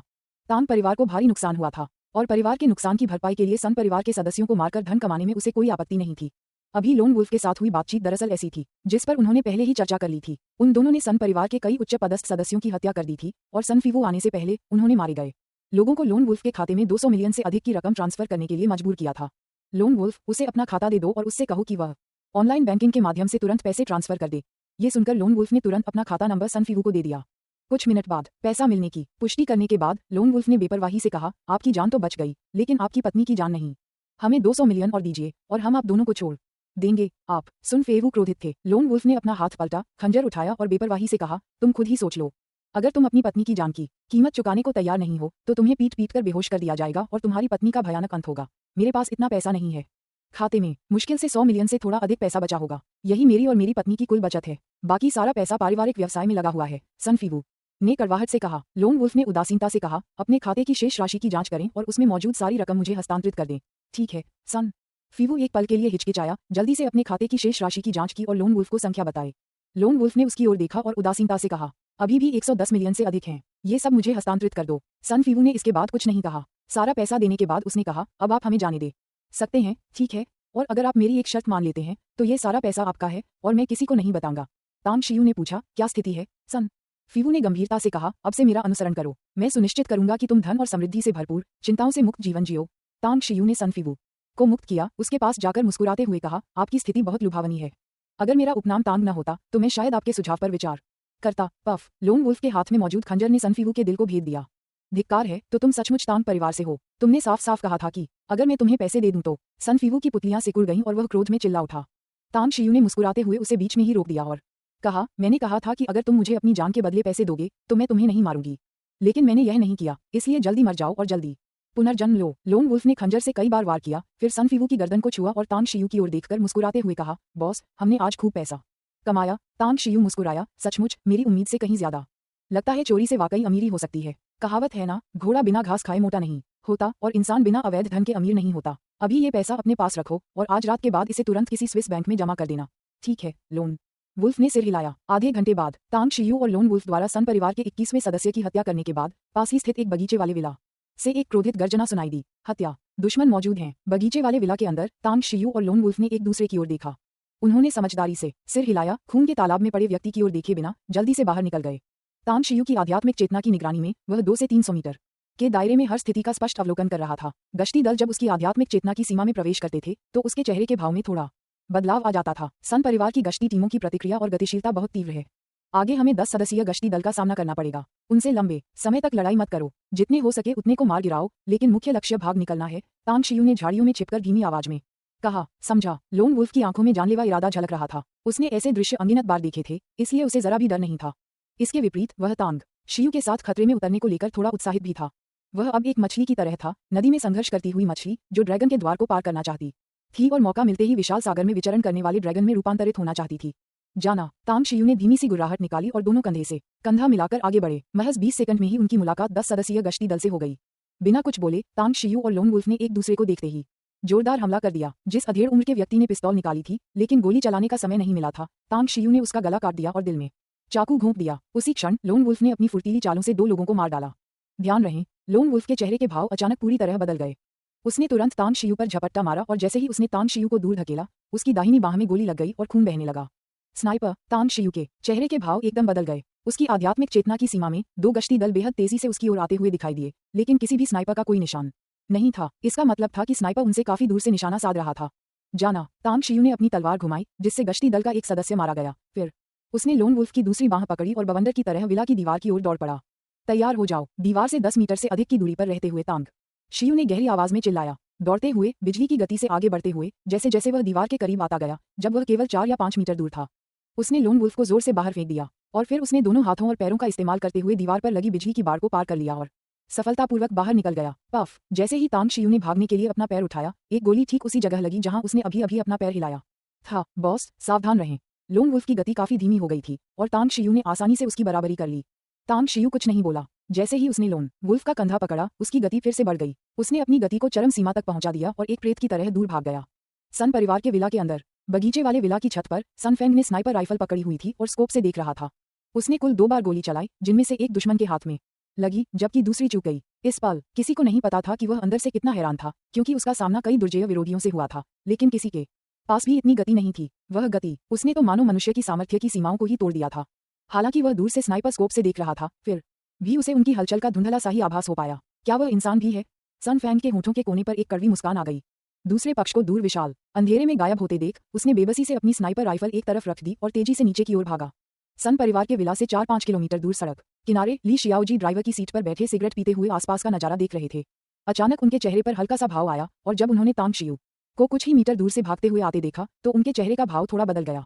कितनी तेज गति! ली शियाओजी का दिल बुरी तरह हिल गया। अपनी पैनी नजर से उसने लोन वुल्फ को भी देखा, जिसे तांग शियू ने उठा रखा था, और उसकी बाह भी देखी, जिसके कपड़े खून से लाल हो चुके थे। टकराना। कार का दरवाजा खोला गया और तुरंत बंद कर दिया गया। तांग शियू ने गहरी आवाज में कहा, तेजी से गाड़ी चलाओ, तुरंत खाली करो। ली शियाओजी ने कार स्टार्ट की और बेहद तेज गति से गाड़ी चला दी। 10 किलोमीटर से अधिक गाड़ी चलाने के बाद उसने पूछा, बॉस, लोन वुल्फ ठीक है? तांग शियू ने लोन वुल्फ के घाव पर कपड़े फाड़ दिए थे और खून रोकने के लिए एक्यूप्रेशर का इस्तेमाल किया था। ली शियाओजी का सवाल सुनकर उसने सिर हिलाया और कहा, यह जानलेवा नहीं है, लेकिन हमें जितनी जल्दी हो सके होंगपो जिले लौटना होगा। मुझे उसकी बाह से गोली निकालनी होगी, समझा? ली जियाओजी ने उत्तर दिया। लोन वुल्फ मुस्कुराया और बोला, बॉस, ये चोट मामूली है, हम सीधे होंगपो जिले वापस नहीं जा सकते और हमें इस गाड़ी को आधे रास्ते में ही छोड़ना पड़ेगा, वरना सन परिवार सड़क पर लगे निगरानी फुटेज और इस गाड़ी के दिखने की जगह के जरिए होंगपो जिले में उस कारखाने का पता जरूर लगा लेगा। तांग शियू ने कुछ देर सोचा, फिर तुरंत अपना फोन निकाला और तांग वेई का नंबर डायल किया। तांग वेई की नींद भरी आवाज सुनाई दी तो तांग शियू ने गहरी आवाज में कहा, अभी मत सो, तुम तुरंत गाड़ी चलाकर हमसे मिलने आ जाओ। मैं तुम्हें सही पता नहीं बताऊंगा, हम हमेशा संपर्क में रहेंगे। तुम्हारा क्या मतलब है? क्या तुम नहीं हो? तांग वेई थोड़ा और सतर्क हो गया और उत्सुकता से पूछा। तांग शियू ने कहा, आज रात हम ऊब गए थे, इसलिए हम सन परिवार में हत्या करने गए। लोन वुल्फ को थोड़ी चोट लग गई है और उसे जल्द ही इलाज के लिए वापस जाना होगा। जल्दी करो, देर मत करो। ठीक है। तांग वेई को यह जानकर आश्चर्य हुआ कि तांग शियू और लोन वुल्फ आधी रात को सन परिवार की हत्या करने गए थे, लेकिन वह यह भी जानता था कि अभी स्थिति को समझने का समय नहीं है। सहमति जताने के बाद उसने अपने कपड़े पहने और जल्दी से बाहर निकल गया। आधे घंटे बाद तांग वेई ने तांग शियू और अन्य 2 लोगों को अपनी गाड़ी में बैठा लिया। चूंकि तांग शियू और अन्य लोग जिस कार में सवार थे उसे छोड़ दिया गया था और ली शियाओजी द्वारा दूर से चलाई गई गोली से उसका ईंधन टैंक उड़ गया था, जिससे भीषण आग लग गई थी, इसलिए चारों लोग अत्यंत तेज गति से वहां से निकल गए। भले ही यह नंबर प्लेट नकली हो, हम इसे पीछे नहीं छोड़ सकते। ली शियाओजी ने कार की सीट के नीचे एक नंबर प्लेट छिपा दी और उसकी नजर उदास चेहरे वाले तांग वेई पर पड़ी। इस पल तांग वेई गुस्से से आग बबूला था, तांग शियू, लोन वुल्फ और ली शियाओजी पर उनकी गुस्ताखी के लिए कि उन्होंने इस समय सन परिवार की हत्या करने की हिम्मत की। उसने सन परिवार की सशस्त्र रक्षा बलों के बारे में सुना था, वे बहुत सख्त और शक्तिशाली थे। उसे यह बात कुछ हद तक अविश्वसनीय लग रही थी कि वे तीनों जिंदा लौट आए। तांग शियू, अगर परदादाजी को इसके बारे में पता चला तो मुझे यकीन है कि वे बहुत क्रोधित होंगे। तुम बहुत ही दुस्साहसी हो। अगर तुम हत्या के लिए दूसरी जगहों पर जाते तो बात अलग होती, लेकिन तुमने सन परिवार की हत्या करने की हिम्मत की। क्या तुम जीने से थक गए हो? अंततः तांग वेई खुद को रोक नहीं पाया। उसने रिव्यू मिरर से तांग शियू की ओर देखा और गुस्से से कहा। तांग शियू के होठों पर मुस्कान खिल उठी। उसने कहा, भाई तांग वेई, मुझे पता है आप चिंतित हैं, लेकिन हम तो बच निकले हैं, है ना? और आज रात की हमारी उपलब्धियां वाकई सराहनीय हैं। ली शियाओजी ने कड़वी मुस्कान के साथ कहा। बॉस, आप वहां सिर्फ 1 घंटे से थोड़ा ज्यादा समय के लिए थे, आप कितने लोगों को मार सकते थे? तांग वेई ने भौहें चढ़ाकर कहा। तुम 1 घंटे से अधिक समय तक चुपके से अंदर रहे और फिर भी भागने में कामयाब रहे। तांग शियू मुस्कुराया, अगर उन कुछ गश्ती दल के लोगों को छोड़ दें जिन्हें हमने भागते समय मार गिराया तो हमने सन परिवार के कुल 21 सदस्यों को मार डाला। वे सभी मेरी बनाई सूची में शामिल थे। वे सन परिवार की मुख्य ताकत थे। दुर्भाग्य से हमें सन परिवार के मुखिया सन फीले नहीं मिले, वरना आज रात का ये गुप्त हमला पूरी तरह सफल होता। क्या? अध्याय 370। कुछ खुश हैं, कुछ दुखी हैं। 10/10। तांग वेई के चेहरे के भाव में नाटकीय बदलाव आया और यहाँ तक कि ली शियाओजी ने भी अविश्वास भरी नजरें दिखाईं। 21 सन परिवार की मूल शक्ति, उन शक्तिशाली कुलमाताओं की संख्या शायद मात्र 1 दर्जन ही थी। उच्च स्तरीय प्रबंधकों को भी अगर जोड़ दिया जाए तो उनकी संख्या 30 से अधिक नहीं होगी। उन्होंने पहले भी कुछ लोगों को मारा था और अब आज रात महज 1 घंटे में तांग शियू और लोन वुल्फ ने 21 लोगों को मार डाला। इसका मतलब ये है सन परिवार के अधिकांश सदस्य मारे जा चुके हैं। तांग वेई ने बड़ी मुश्किल से अपनी बात कही और हिचकिचाते हुए पूछा, भाई आप झूठ तो नहीं बोल रहे? क्या आपने वाकई सूची में शामिल सन परिवार के 21 लोगों को मार डाला? तांग शियू ने सिर हिलाते हुए कहा, बिल्कुल सही, मैंने ही वह सूची बनाई थी, इसलिए मुझे स्वाभाविक रूप से पता है कि आज रात कौन मारा गया। इसके अलावा मुझे आज रात एक दिलचस्प बात पता चली, शायद जल्द ही सन परिवार हमारा दुश्मन नहीं रहेगा। तांग वेई ने उलझन में पूछा, आपका क्या मतलब है? तांग शियू ने रहस्यमयी मुस्कान के साथ कहा, बस इंतजार करो, तुम्हें जल्द ही पता चल जाएगा। इस पल सन परिवार के विला में पहले से ही अफरा तफरी मची हुई थी। कई बुजुर्ग, कमजोर और बीमार लोग बगीचे वाले विला से बाहर भाग रहे थे और जोर जोर से चिल्ला रहे थे। गश्ती दल लगातार बगीचे वाले विलाओं के बीच आ जा रहे थे। शवों को बाहर निकालते समय लोग रो रहे थे और विलाप कर रहे थे। ली यी ने 2 गश्ती दलों का नेतृत्व किया। उनका चेहरा पीला पड़ गया था और उन्होंने सभी को निर्देश दिया कि वे शवों को सन परिवार के केंद्रीय चौक तक ले जाएं। इस पल उसे मन ही मन राहत मिली, क्योंकि उसने पाया कि दुश्मन उसके घर के सबसे नजदीकी आंगन की दीवार से अंदर आए थे, लेकिन उन्होंने उस पर हमला नहीं किया था। इसके बजाय उन्होंने उससे कुछ ही दूरी पर रहने वाले सन परिवार के सदस्यों पर हमला शुरू कर दिया था। हार्बर सिटी, रिवर बे विला, सन फेली और याओ शिनहुआ अपनी अगली रणनीति पर विचार विमर्श कर रहे थे और अपने पास मौजूद सैन्य बलों को आपस में बांट रहे थे। हालांकि आज रात उन्हें भारी नुकसान उठाना पड़ा, जिससे सन परिवार को गंभीर क्षति हुई, फिर भी सन फेली को पूरा भरोसा था कि वह तांग परिवार को पूरी तरह से हरा सकता है और भविष्य में याओ परिवार की मदद से ग्वांगयांग प्रांत का सबसे शक्तिशाली महाशक्तिशाली परिवार बन सकता है। रिंग रिंग रिंग, फोन की तेज घंटी बजने से उनकी बातचीत बाधित हो गई। सन फेली ने भौहें चढ़ाईं। अपनी पत्नी का फोन देखकर उनकी आंखों में क्रोध की एक झलक दिखाई दी। फोन उठाने के बाद उन्होंने गंभीर स्वर में कहा, मुझे अभी कुछ जरूरी काम निपटाने हैं, मैं अभी देर से ही लौट पाऊंगा। अगर जरूरी ना हो तो मुझे परेशान मत कीजिएगा। पतिदेव, कुछ हुआ है? फोन से एक महिला के रोने की आवाज आई। सन फेली के चेहरे के भाव बदल गए और वह अचानक उठ खड़ी हुई और बोली, क्या हुआ? सन परिवार का अंत हो गया है। महिला रोने लगी। सन फेली दहाड़ते हुए बोली, मैं अभी मरी नहीं हूँ, इसलिए सन परिवार का अंत अभी नहीं हुआ है। जल्दी बताओ, आखिर हुआ क्या है? महिला रोते हुए बोली, पतिदेव, दुश्मनों ने चुपके से हमारे सन परिवार के विला में घुसपैठ की और हमारे कई लोगों को मार डाला। फीवू मर गया, सन वेई मर गया, कियांजिन भी मर गया। हमारे सन परिवार के लगभग सभी सीधे सदस्य मारे गए हैं। सन परिवार में महत्वपूर्ण पदों पर आसीन सभी लोग भी मारे गए हैं। मारे गए गश्ती दल के सदस्यों को छोड़कर कुल 21 लोग मारे गए हैं। क्या? सन फेली की आंखें लाल हो गई थीं और वह गुस्से से दहाड़ उठा। उसे अपने कानों पर विश्वास ही नहीं हो रहा था। शक्तिशाली सन परिवार का विला, जिसकी सुरक्षा व्यवस्था इतनी मजबूत और सशस्त्र थी, उस पर दुश्मन हमला कैसे कर सकते थे? और उन्होंने अपने सन परिवार के इतने सारे उच्च पदस्थ सदस्यों को मार डाला। कमीने, क्या तुम मुझसे मजाक कर रहे हो? यह मजाक बिल्कुल भी मजेदार नहीं है। महिला और भी जोर से रोने लगी। मैं मजाक नहीं कर रही, मैंने जो कुछ भी कहा वह सच है। वे सब मर चुके हैं, हमारा सन परिवार खत्म हो गया है। सन फेली का शरीर कांप उठा और उसके हाथ में पकड़ा फोन जमीन पर गिर गया। याओ शिनहुआ ने गहरी आवाज में पूछा, परिवार के मुखिया सन, क्या हुआ? सन फेली ने धीरे से अपना सिर उठाया और याओ शिनहुआ के चिंतित चेहरे को देखा, मानो वह अपना आपा खो बैठा हो। सोफे पर गिर पड़ा और बुदबुदाया, वे सब मर गए। मेरे सन परिवार के सभी उच्च पदस्थ सदस्य मर चुके हैं। याओ शिनहुआ का चेहरा एकदम बदल गया। उसने सन फेली का कॉलर पकड़कर दहाड़ते हुए कहा, तुम ये क्या बकवास कर रहे हो? तुम्हारे सन परिवार के सभी उच्च पदस्थ सदस्यों को मारने की क्षमता किसके पास है?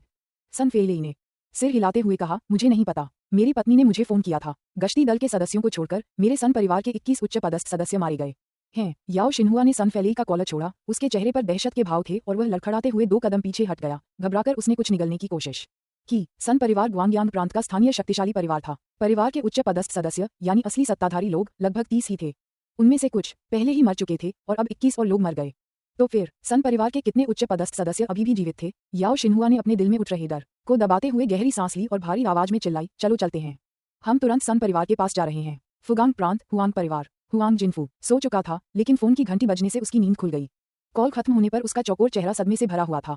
हाँ, उन्हें अभी अभी मिली जानकारी से गहरा सदमा लगा था। ग्वांगयांग प्रांत के शक्तिशाली सन परिवार के उच्च पदस्थ सदस्यों का रातों रात नरसंहार कर दिया गया और हालांकि दुश्मनों की संख्या का अभी तक पूरी तरह से पता नहीं चल पाया था, लेकिन कहा जाता है कि यह संख्या बहुत ही कम थी।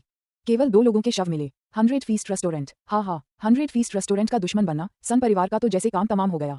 याओ परिवार, छी, अगर 100 फीस्ट रेस्टोरेंट के सारे लोग मार दिए जाएं तो याओ परिवार का रातों रात सफाया भी हो जाए तो भी कोई बड़ी समस्या नहीं होगी, है ना? हुआंग जिनफू ने गहरी सांस ली और तुरंत एक नंबर डायल किया। पुराने सहपाठी, जल्दी करो, अगर बाई यांग कल सुबह तक बाई परिवार के पास लौट आए तो सबसे अच्छा होगा। मुझे पता है बस क्या आपको भी यह खबर मिली? क्या सन परिवार खत्म हो गया? हाँ, हुआंग जिनफू ने कड़वी मुस्कान के साथ कहा। अब आपको समझ आ गया होगा कि 100 फीस्ट रेस्टोरेंट की ताकत कितनी भयानक है ना? उनके सन परिवार की तो बात ही छोड़िए, अगर मेरा हुआंग परिवार भी, तो मुझे डर है कि रातों रात उसका भी सफाया हो जाएगा।